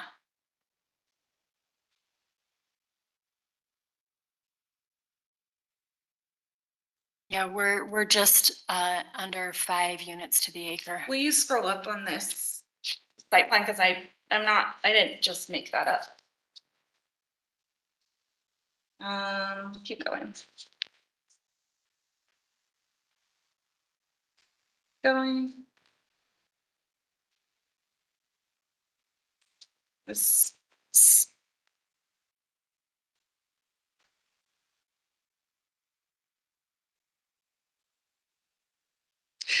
Oh, that's where I got it. On the county assessor's map, it lists it as 3.78 acres. It does. You're right. But it is not. I wish the county were always right, but that's not the case, right? But yes, it is 6. It's over 6 acres. If you tell them they're gonna increase it and raise your tax. Shh. It's too late. We pay enough taxes, right? Is that all you got? Yeah, I mean, I think this overall just needs, I really appreciated the recommendation of a resident working group. I think this needs more refinement. We need to go back to the drawing table and see, work collaboratively and talk about these concerns. And, you know, I appreciate the work that they've done, but I think this still needs more work. Okay, Kim, what have you got? Actually, everything that I've heard tonight just reinforces what my observation and my study has been in this, so I have no other questions. I think we've heard from you, we've heard from Dave. How about you, Bob? I'm grateful for Katie and for Dave and for Liam because they answered some of the questions that I had. And then the discussion about the drainage, that was one of the questions. Katie's concern about the general plan and what was allowable. I had heard that in the past and I was going to ask that or dialogue into that, but you've answered that. The comment about the number of people that signed the form. There were 101 instances on that petition that it either had the wrong zip code, somebody out of the state altogether. So I went through and I validated that the people that had Ogden plus 84404, which is our zip code, were counted. So there were 101 instances, which is kind of a moot point at this time. But the interest that people were trying to get across to us that they didn't want certain things in here. I find that we have a little bit of a difficult time because we can't discount what the developer would like to do. I mean, that's your right. Whether it's condominiums or additional homes instead of condominiums. I don't think our zoning or rezoning would change any of that. Not at this point in time. So I've been trying to figure out how can we appease, and I didn't find an answer to appease that concern from the public. The idea of additional kids for schools, the way I kind of counted the number of residents that are proposed and the average number of kids per household in America today, you're going to increase the bus load or the school by 50 people. Maybe. Maybe. I Yeah, think that's like 40. that's if you stick to that number. It could be higher. Yeah. but it's not gonna be significant. It's gonna be negligible. Yeah, these So, will be young families. I didn't really think that that was a concern. The traffic might be. Because we're gonna increase the traffic on 4,000 and we're gonna increase the traffic going into this new subdivision, if you will. But I didn't see it as being great or a great burden because, as you stated, they're not going to the back. They're staying up at the front. So, We also could, sorry, I No, go ahead, apologize for please. interrupting. Please. You know, we've done developments where we've had a traffic pattern to where we basically say, this is how you go in and this is how you go out. You know, if that were something that we felt like would be more beneficial, that's entirely up to you guys. I saw the commercial in this as a more of a threat than the people living there, because if people come in for the commercial and park on the streets and impede the traffic into the homes or the condominiums, that might be a different kind of an issue, but that would have to be addressed if it arises. Yeah. If anything, I think we'd get parking from the overflow of the park more so than the commercial Yeah. users. Perhaps, but if somebody goes in and parks to go into the commercial and then goes across the street and then that's full. Yeah, I was trying to look at all kinds of different locations. yeah, I appreciate that. So I saw the emails that came in to the city council and I respected every one of those and the concerns that were put forward to us. It's like Katie said, this is a difficult thing to address tonight. But those are really the only comments that I had. I didn't see any obscure issues. The drainage still has me kind of perplexed. I was actually thinking, was there any way that the developer could offer to build up in the backyards to prevent water from flowing in? We Because- actually did put a berm there by the request of the existing residents. And I really feel like it only made things worse. So, you know, that is probably the one thing I can promise is that we will do our absolute very best to make sure that we solve that drainage And issue. what you said tonight, I still see that there could be a potential for a drainage issue, which is going to affect the people and the public works. But until we get that 100-year rain, we don't know what's gonna happen or how bad it's really going to be. Yeah, and anybody knows Yeah. in the spring when the snow melts, there's gonna be, I mean, this entire project is deed restricted for basements because of the high water table. You know, that's just where we live too, so, yeah. So, All we can do is rely on our stormwater engineering. exactly, yeah. That's what We'll we're have to hoping for. put our faith and trust in them. Okay, So that's all I have. Mayor, can I make one more comment about the development agreement? yeah, sorry, I almost thought you were Boyd there for a second. No, just on the topic, and I should have made it earlier. And Amy, plug your ears because you probably don't want to hear this. But this development agreement is the most city-friendly development agreement I have ever done because the developer was willing to accept what the city wanted to see in this development agreement with very minimal changes.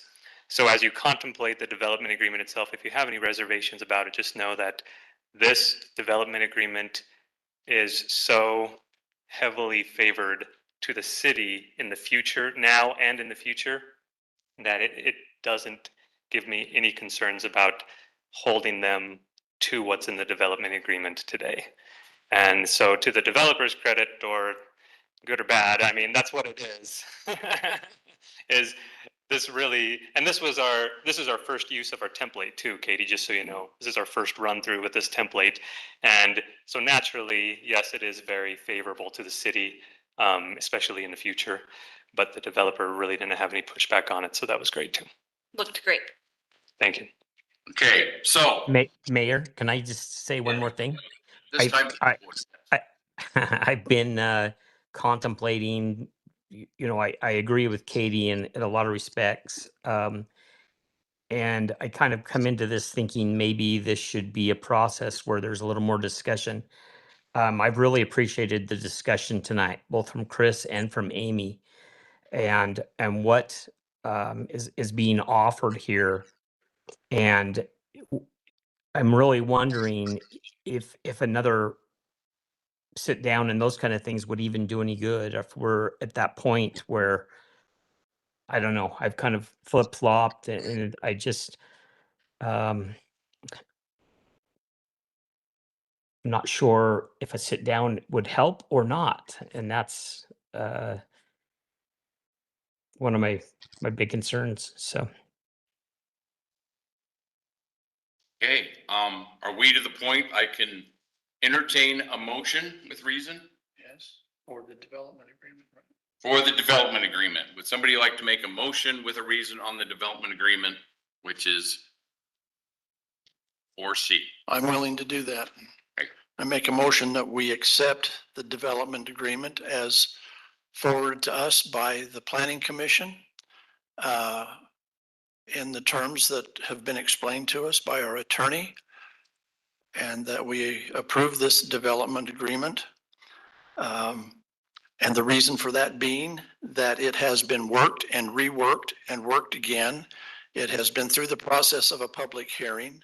It has been approved by the planning commission, and it comes to us, I think, in a way that talking about it or dismantling it and starting over again, going back to square one, whatever you want to call it, isn't going to produce a better product. And so I think we have before us a very reasonable, well thought out plan. And I propose that we accept the development agreement that accompanies it. Okay, I have a motion by Dave. Do I have a second? I'll second Dave's motion. And Bob is the second on this. We're gonna roll call this. Okay, Tim, Aye. Katie, Nay. Dave, Aye. Bob, Aye. and of course. Boy, all right, well, just, I you know, need to be able to see you, Boyd, I'm sorry.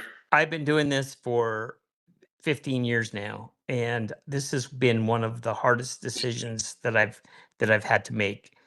I have 7 grandchildren that live in that area.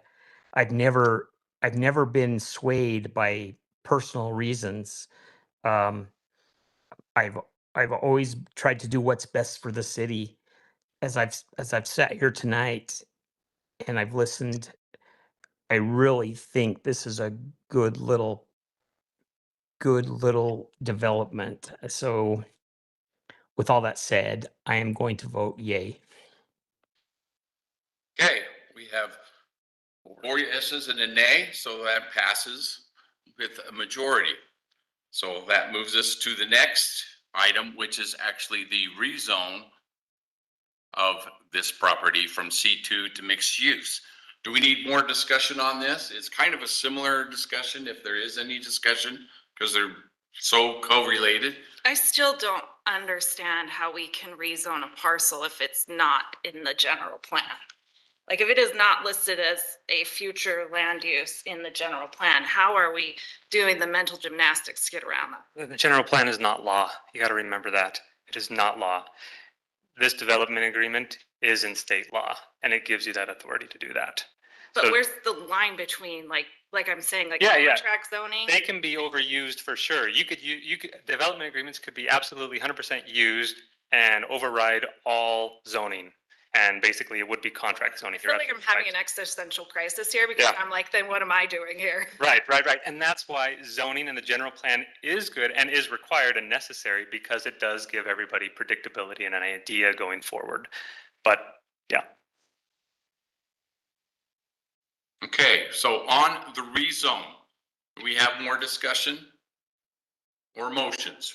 I would just reiterate again that we have 2 options before us. We can leave it as a commercial, and this development agreement can function with that as the underlying zone. If we amend the development agreement to that condition, either way, whether it's mixed use or C2, this thing can happen. This thing will happen if we've approved the development agreement. So now it's just a matter of what do we want the base of it to be? Do we want it to be the C2, which is a little more messy, or the mixed use, which is a little cleaner? Katie, I understand what you're saying about land use and zoning and future planning and what we do. But I trust what Liam has explained to us about the nature of the development agreement in relation to those issues with the zoning and the general plan being subject to that development agreement without having to go back through an entire rework of the general plan and then a rezone and all of that. This will never fit the requirements of the general mixed use plan because it's not 40 acres. But then does that lend the question, do we need to make a zone? Do we need to, if there is a need for this, does that, then should we legislative go back and create a zone and then Not, put that in the general plan? This might be just to do that. in the because future. every development is site specific. So every development is not meant, this isn't meant to apply over an entire zone. This is meant to be specific, and it is specific to this exact development, nothing further. So the comment was made earlier about precedents, right? Whether this set precedents for other people to then be able to do this exact same thing. Absolutely not. Not in the least. It is very site specific. Okay, With that said, I'd like to make a motion. okay. I move that we approve a rezone of the West Side Investments property located at 2500 West, 4000 North from C2 to a mixed use zone. The reason being, it makes it a cleaner, more sustainable, researchable, all the reasons that Liam has mentioned tonight. It just makes it clean. And if nothing else, I think the city needs to make sure whatever we do is clean and visible and as accurate as possible. And so therefore I make that motion. Okay, we have a motion by Tim. I'll second the motion. We have a second by David. Once again, we'll do this roll call, or I'm gonna go backwards. Bob, Aye. David, Aye. Katie, Okay. Tim, Aye. Boyd. Aye. Okay, again, 4-1 in favor. Okay, thank you all. That is the decision. Thank you, Amy. Thanks to you guys. I really appreciate all your comments tonight. Thank you for explaining all of those different things and addressing as much as you have. We appreciate it. Sometimes I talk a little too much. Also have the assessor update your acreage because we get property tax as a city from that and you should pay your fair share. Just send me a bill. It's easier. Okay.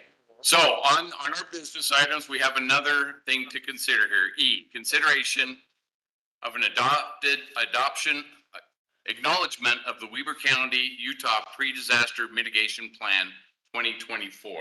Bob? Oh, go ahead, Bob. Did you have something? Oh, I just wanted to tell you, thank you for all your work in this, you're doing here. And I think it's something we've never done and That's a big deal. it's doing a lot. It's going to mean a lot. It's been needed, yes. We appreciate. So what this pre-disaster mitigation plan is for FEMA. If we have a problem in Far West, if we do not comply with this directive from FEMA, the state, and our county, we will not qualify for any assistance should it be needed. In the meantime, because I'm not anticipating any need for it, it makes us aware of some of the things that we could come across. Hot temperatures that we have to address and people that might be affected. What do we do? Tornadoes, freezing conditions that are unbearable. This gives us about 12 things that we have to really consider that we had to put into our plan. I took a previous plan and modified it and ran it through CERT, ran it through emergency management at the county level. We posted our plan and it was sent back to us because they have a new desire to have the plan brought before the community and voted upon by or acknowledged by the city council. So that's what it's here for tonight, is to get the acknowledgement so we can have the county recorder sign off and we can send it forward and have coverage should we need it. That is what this is about. Does it cover earthquakes? Yes, it does. Good. It actually goes even further than that. If a train derails and spills toxic material, that's one of the considerations that I took into. And The flight path for Salt Lake International. I think. exactly, it could happen. Anything can happen. So we would like to have the safety net should we need it. And I'm going to add something off to the side of this. We are working with the Red Cross to create a place for people to go. Should this come into action, we will have resources available as a secondary consideration of this.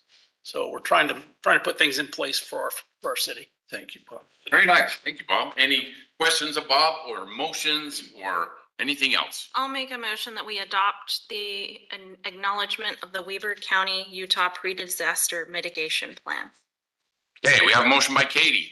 I'll second. I have a question. This is 2024. Is that Yeah, the title of it? that is actually correct because it covers a 5-year period. This period started in 2024. Okay, so it's ongoing. Now we're updating it to cover from this point forward. Okay. Okay, I think I heard Tim as the second. All in favor, say aye. Aye. Aye. Thank you, Boyd. Opposed, say nay. Okay, we have adopted the acknowledgement of the pre-disaster mitigation plan. Okay, moving on to our next favorite part, which is Mayor Council follow-up, report on assignments. Boyd, would you like to lead us off? Yes, I've been kind of AWOL, so I don't have anything to report on right now, and I'm sorry. That's okay. You have good reasons, but thank you, and thank you for attending tonight. I'm sorry, I keep looking up, but I don't know where else to look, because that's where I hear your voice coming from. Okay, Bob, what have you got for us? I've got a couple things. First one is Veterans Day is coming up next week at 11 o'clock. We will have a flag ceremony at the flag at Smith Family Park. We have two things that are going to occur. The VFW is going to come and play music for us and do a flag ceremony. And then immediately after that, Michael Windley is going to sing the national anthem a cappella. That'd be nice. Sing it by himself. It begins at 11 o'clock. So if you want to be there about 10:45, just so everybody's together. There's a question about whether the flag is going to be able to be raised or not, because there is a gear, we'll call it a cog, missing from flag pole that might be in place to allow us. Either way, we're going to have a ceremony and respect the veterans of Far West.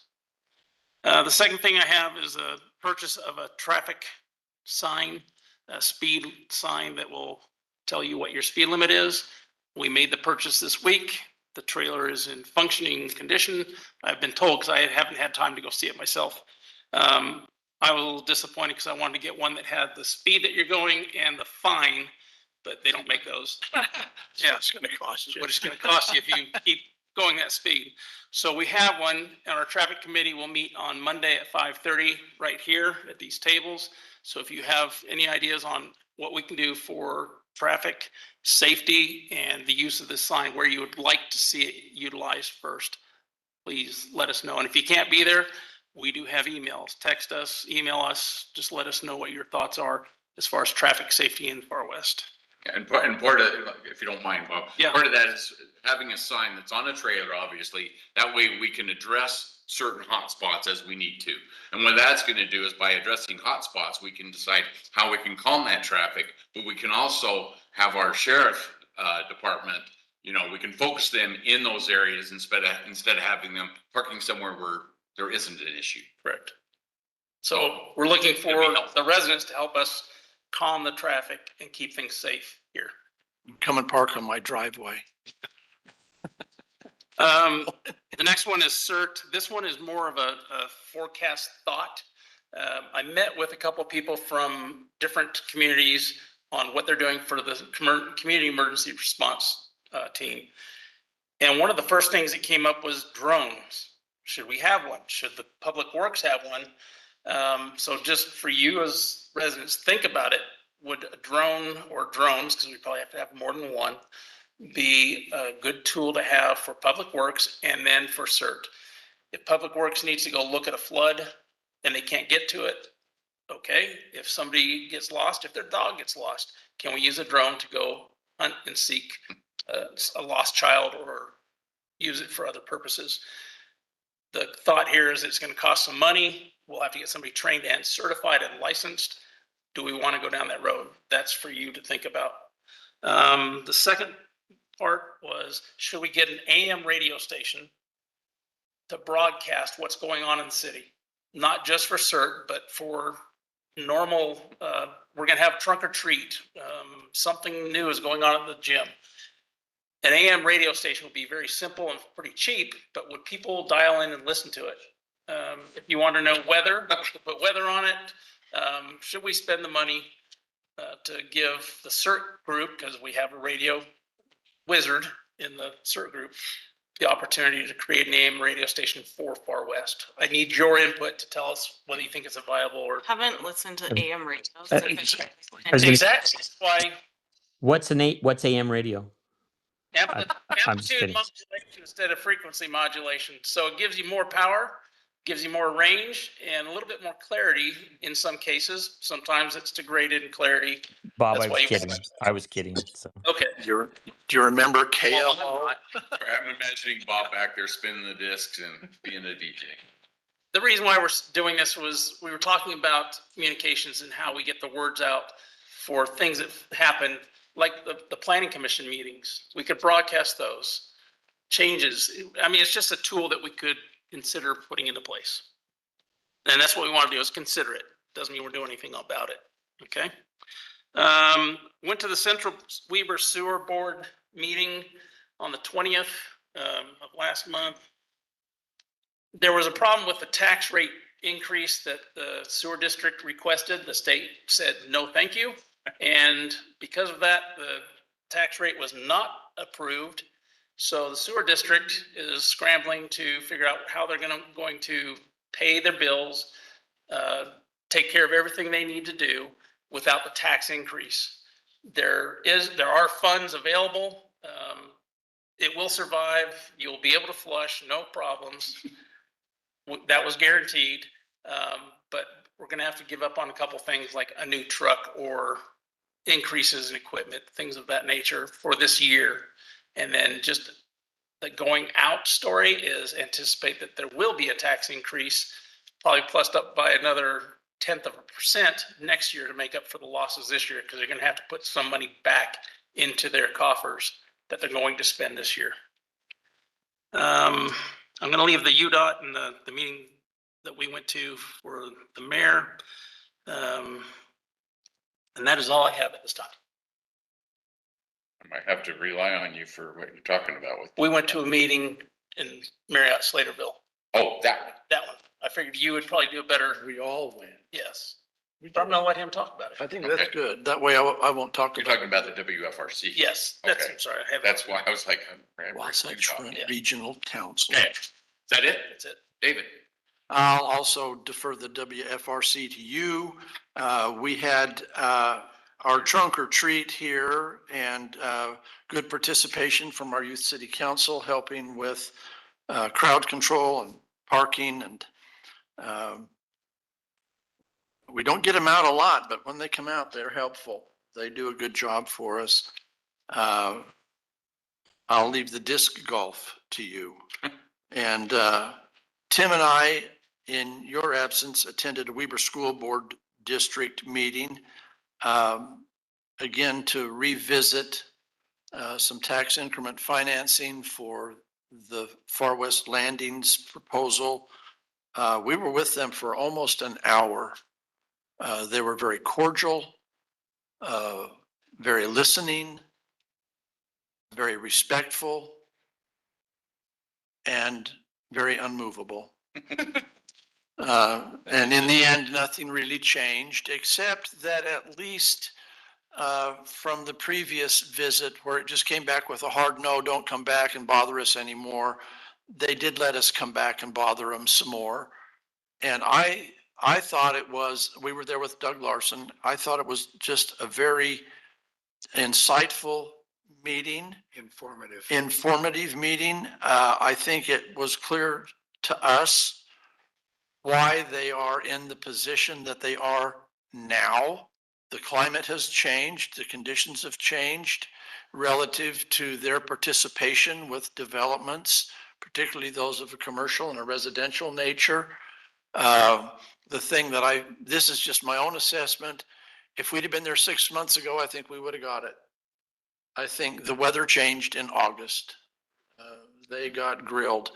And that's not our fault. We've been dealing with a developer for 2 years. And it's not anything anybody saw coming. It's just unfortunate that at this stage of the game, we're not going to get any tax support from Weber County and subsequently from anywhere else in the county as well, because they're the big dog in the fight. And if they don't come, the others are going to go back to their kennel. So that was a good meeting. And that was probably the best thing I got a chance to be a part of in the last 2 weeks. Okay, Thank you. are you done? Oh, yes. Katie? So thanks to Rob Bolin, who's here tonight. We do have a disc golf course here now. Oh, good. I don't have to talk. It is, it's really cool how serendipitously that happened, but we now have a really great use of this green space behind us, and I'm excited to see people out here using it and get more people outside. So thanks to him and to our staff and all they did to get that up and running before the trunk or treat. I couldn't make it, but I heard it was great. It was wonderful. We had a parks meeting this week. We've been talking about, we've got some additional funding available to us through our land and water conservation grant that we applied and received for Mountain View Park. So with that additional funding, we're kind of expanding the footprint of the playground and adding a zip line and some of the additional shade structures. So that should be fun. Isn't it actually 2 zips? Is it? 2 zip lines. So You can race. we are hoping to get that installed by the end of the year and then complete that project. And we did send in our package for reimbursement for ramp. And then once we finish this, we'll send in our reimbursement for the Land and Water Conservation Fund. Progress on the dock is coming along great. They're pouring the ramps for the ADA dock at the Smith Family Park, and they'll do some backfill to make sure nobody can fall off the side of it. It's already being used, and so it's good to see that project come to almost there to completion. And thanks to Lyle for his hard work, and 3 years. it's really cool. We do have an active transportation meeting coming up next week on the 12th at 6 p.m. Here at the city offices. We do have quite a bit to discuss our projects that we submitted, our active transportation projects that we submitted to Wasatch Front Regional Council for all the alphabet soup funding were approved that we can move forward with an application. So now we have to do the hard work of putting together that application for funding. Those projects were adding sidewalk and a hot crossing on 2000 on the north side of the road or east side of the road. We already have sidewalk on the west side of the road. Some adjustments to the crossing, some crossing improvements at 2700 North, moving that main crosswalk back closer towards the bridge, kind of tightening up the lanes around the bridge and adding a hawk signal with a pedestrian, some curb pedestrian refuge in the middle there that should make that a lot more comfortable and safer for people crossing there. Our application to apply for general fund update, and then 3300 widening was not approved, but we can apply. Yes. So that's what we'll be working on. Approved to continue. Yes. Yeah. So, and then I applied to do the active transportation academy thing. Oh, nice. Very good. Is that it? That's it. Okay, Tim. Okay, as I mentioned earlier for the planning commission, recent legislation now requires municipalities who have citizens that want to apply for funding, reimbursement funding or incentive funding for water conservation, called the Water Efficiency Plan, for the city to adopt one. Some cities have adopted these plans and had them codified. South Jordan City has an actual codified plan. Harriman City just put one together, and Wasatch County has put one together. Clearfield has been working on one, which involves the Davis Conservancy.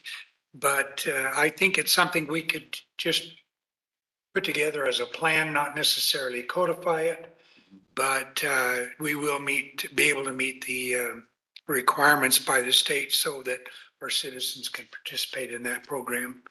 Can I make a quick comment on that? Yes, please. I think it was last year, maybe 2 years ago, when they were doing the Flip Your Strip program. Yes. We did put something in place which allowed our residents to be able to do the Flip Your Strip program. So we have we'll do some something. research and find Yeah. out, make sure. We might need to go a little bit on more on that, Okay, but good, yeah, good. we Thank do you. have at least that much. I appreciate that.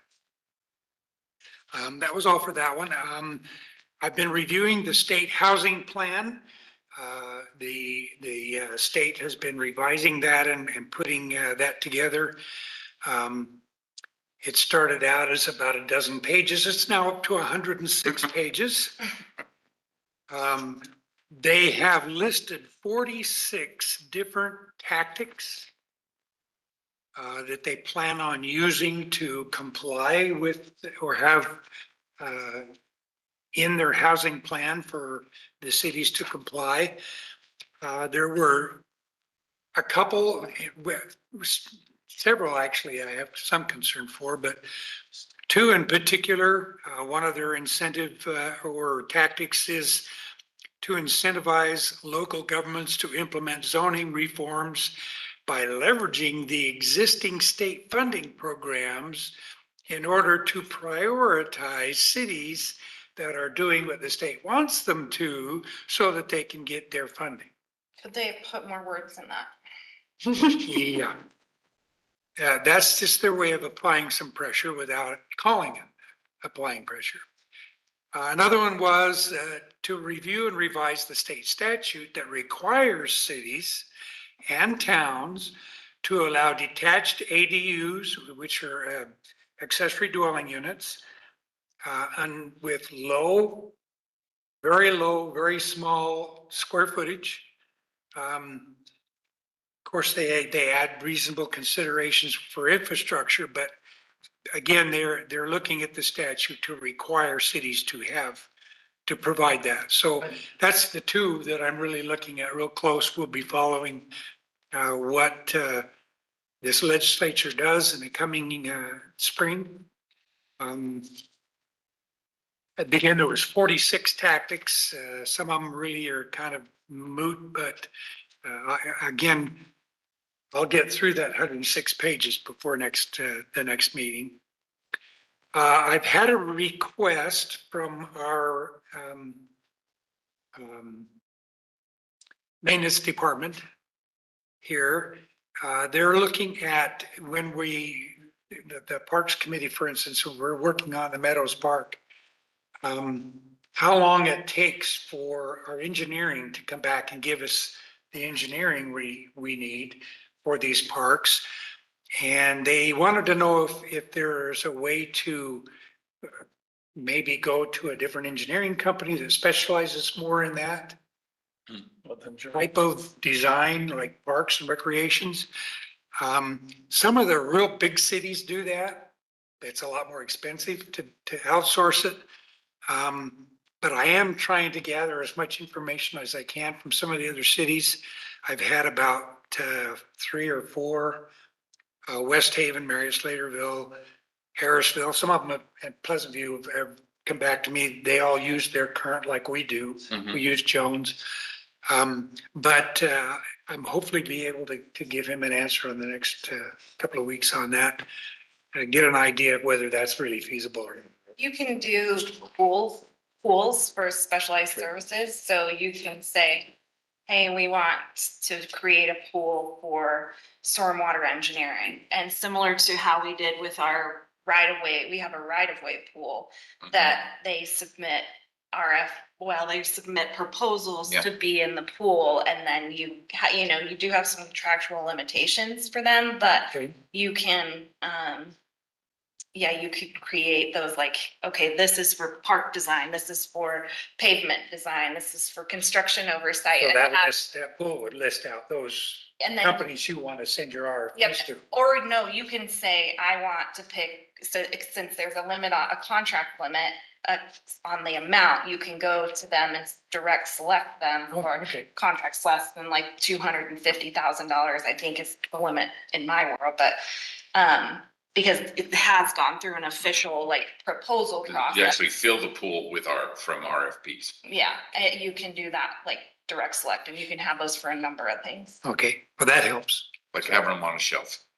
Okay, and that's basically all I have for tonight. Okay, Sure, turn big dog. We got everybody. We already went to Boyd, right? He had nothing. He's been AWOL. Okay, so, I'll start with WACOG.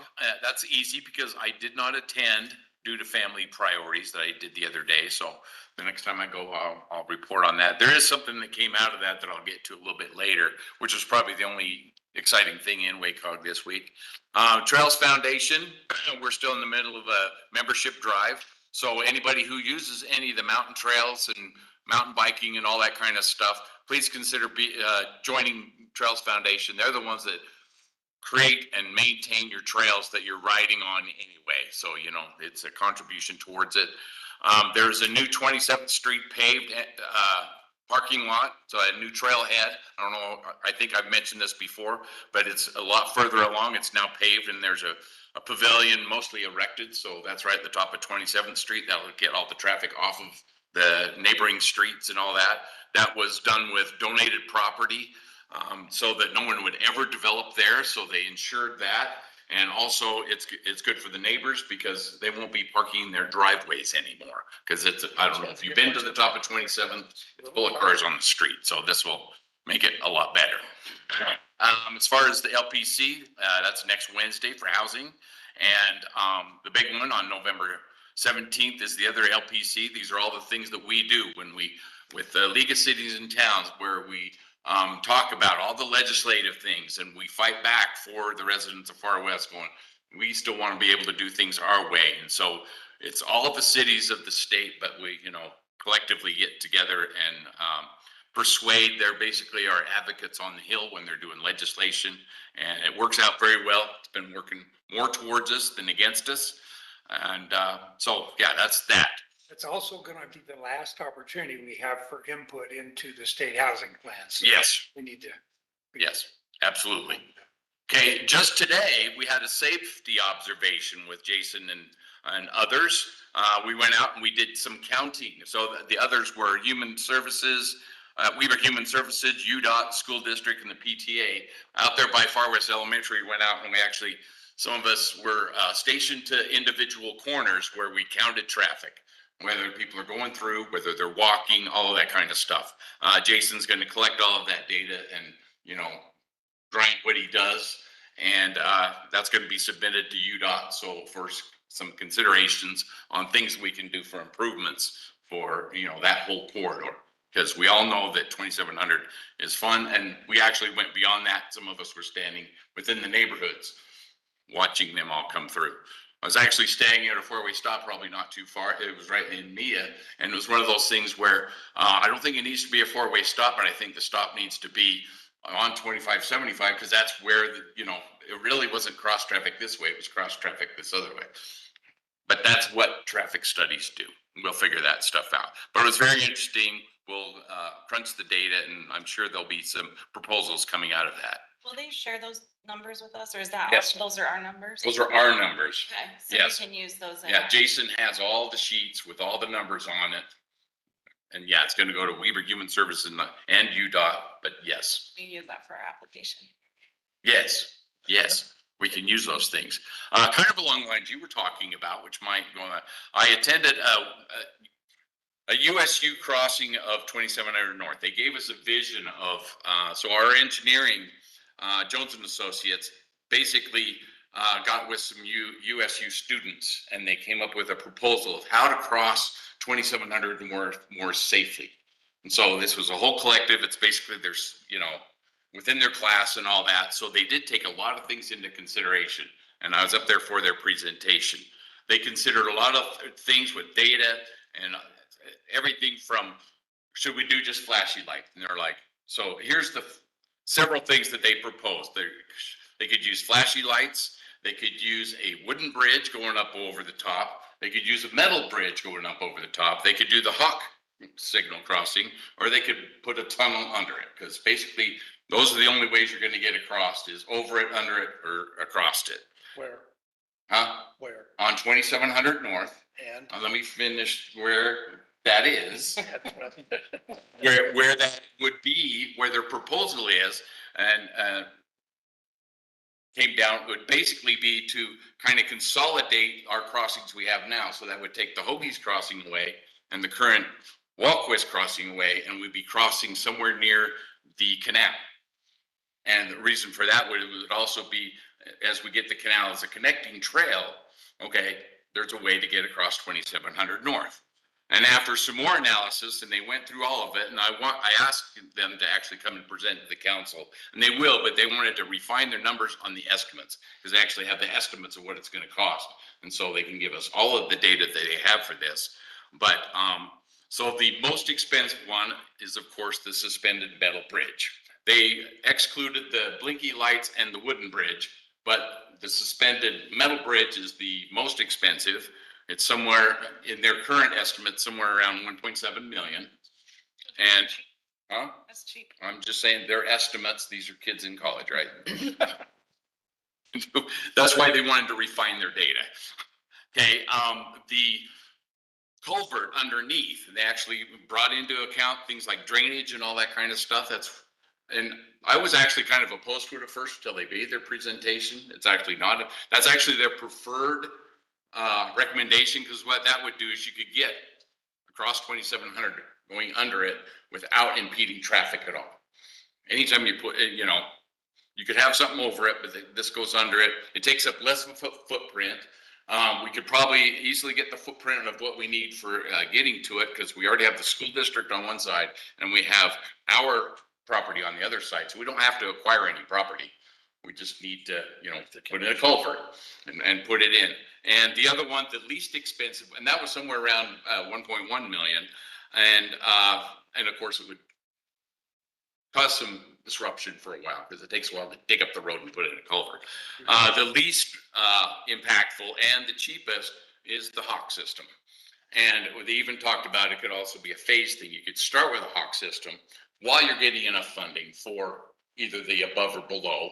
And so that would consolidate that into a much safer crossing for that area, and get the crossings away from Hoagie's Corner and away from that other one. And if we can, over time, reduce or eliminate the impact to the east-west traffic. So Could the Hawk system be repositioned after that? absolutely, There you go. absolutely. Well, it's, all you need is power, and you can put them wherever. So yes, could act. So I found that very interesting. Took all the way down. That price? Huh? What was that price? It was in the hundreds of thousands and not the millions. Can't be. So, and it was basically one bar with the lights. And for what that's worth, with that Hawk system, because I know there's a lot of concern with how traffic backs up with the current crossing guard and all that, traffic backs up all the way to I-15. They made that observation as well. And they're like, the way they can mitigate that is with that Hawk system, they can ensure that the light, because they turn red, of course, in order to stop traffic, which they have to do. But they can also put in there's timings where it's only can be red for so long. And then it can only, you can't push it again for a certain amount of time to ensure that they clear the queue of cars. So that's not a bad way to go. It's, It'll also talk back to the signals and that are up the road from it, and they can remotely And there's the technology, they have technology that will manage the signal timing too. It's Right. associated with the corner. So anyway, hopefully they'll be bringing that to the council in order to show that even more. I was impressed enough that I'd like you guys to see it as well, because it was very cool. Okay, you already talked about the parks meeting. I am going to talk about vision boards though. We didn't talk about that. Okay. I forgot. Oh, okay, so Katie brought vision boards. Basically, she brought some vision boards of all of our current parks.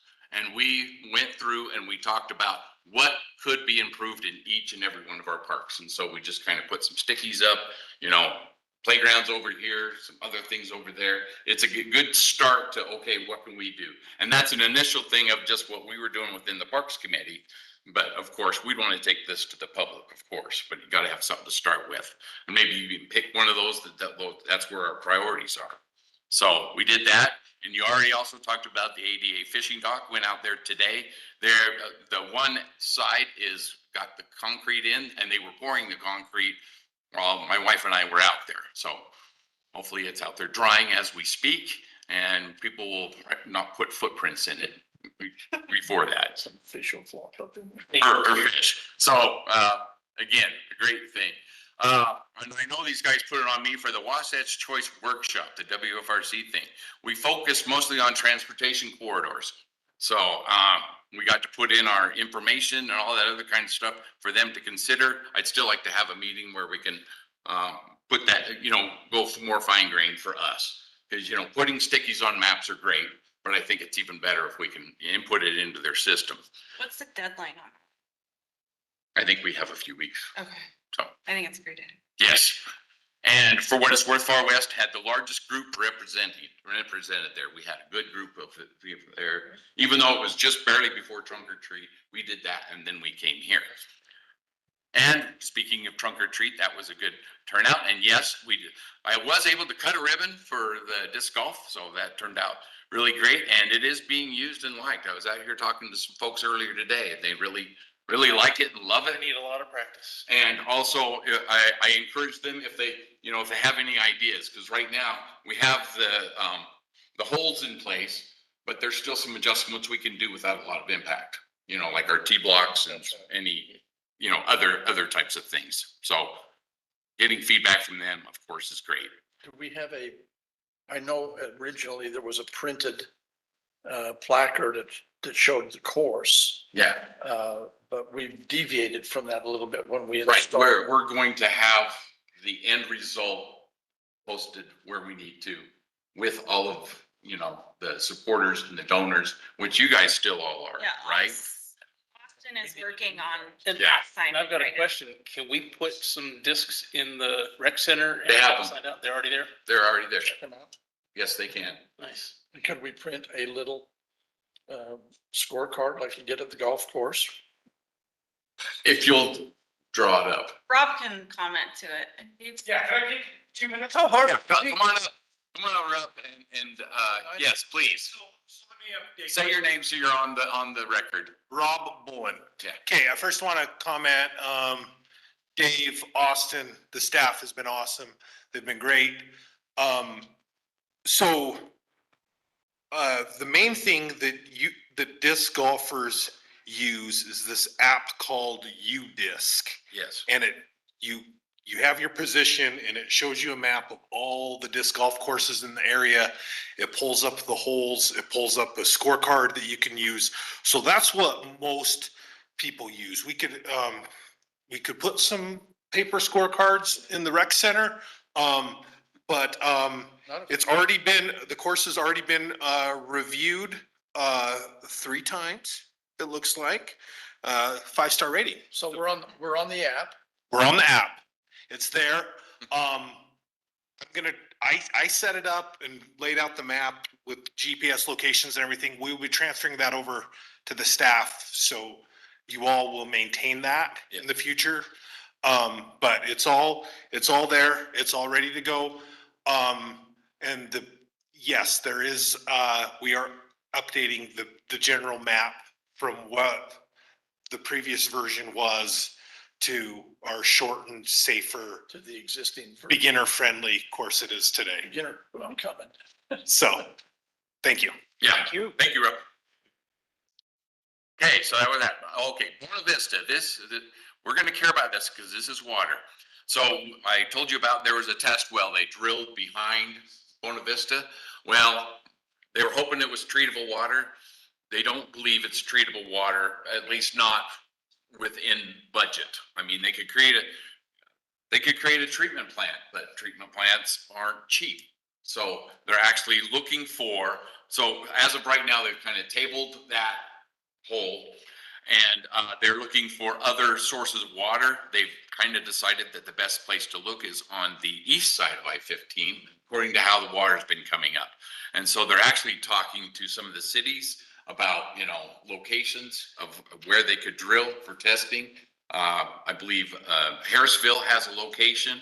I'm not sure if we have anything here in Far West, but maybe we can look and find out if there's any places east of I-15 that the city owns. The only thing I could think of is in the middle of our disc golf course, but I don't think we want to introduce that at this point. But if it comes between that and water, we probably want to pick water. But anyway, that's where we are with that.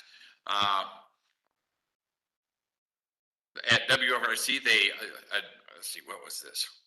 Oh, yes, the WFRC has adopted the recommendations of the subcommittee that I addressed in the last meeting. And then this is going to impact us all, this very last thing, which was actually part of WACOG. So garbage, I'm going to start talking garbage here. So I'm going to trash talk here for a second, if you don't mind.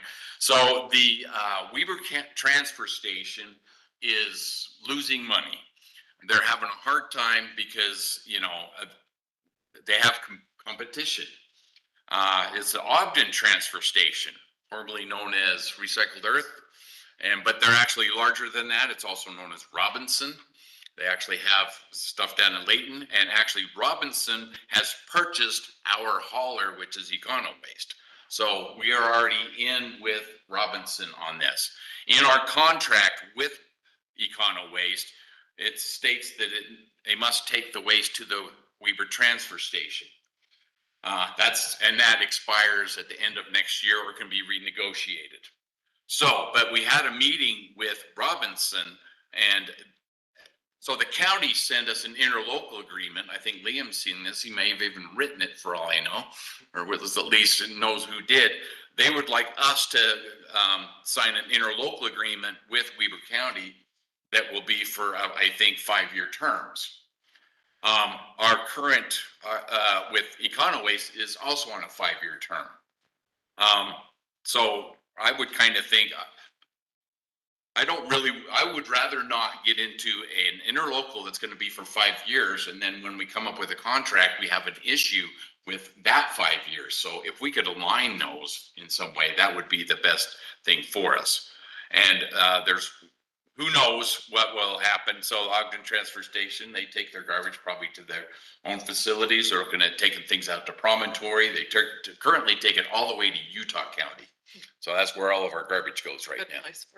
In Utah County, as opposed to, yeah. So anyway, that's the. Wait. You said our trash goes to Utah County? It does. After it goes to the Weaver County. That's just a transfer station, and then it goes somewhere else. Yes. Dump it and reload it. And into trucks and truck it to wherever they need to. And there's lots of places that they can take it. What would be the process if Robinson changed to their facility? My point of view is that we have a contract with a hauler, right? I didn't really know or care where they took the garbage to as long as it left my curb. Just go away tonight. Now we know that we have a contract, they have to take it to a certain place. If we contract an interlocal agreement with Weaver Transfer Station, which we could decide to do, we need to ensure that our contract with our hauler continues to take it there. I think that's what isn't that what would happen, Liam? We'd have to ensure those align, so that's something that's going to be coming up in the next year. So one of the first things that our new mayor is going to get to address is trash. So good luck with that, my friend. Okay, and the end of the trash talk and all of this kind of stuff, I'm done with my assignments. So we have one last thing on the agenda. I make a motion that we adjourn. The gavel strikes and wood. Okay, Dave and Katie were motion second. All in favor, say aye. Aye. Any opposed? Ever. Boyd? I said We aye. are- Thank you all. Hey, wait. What a night.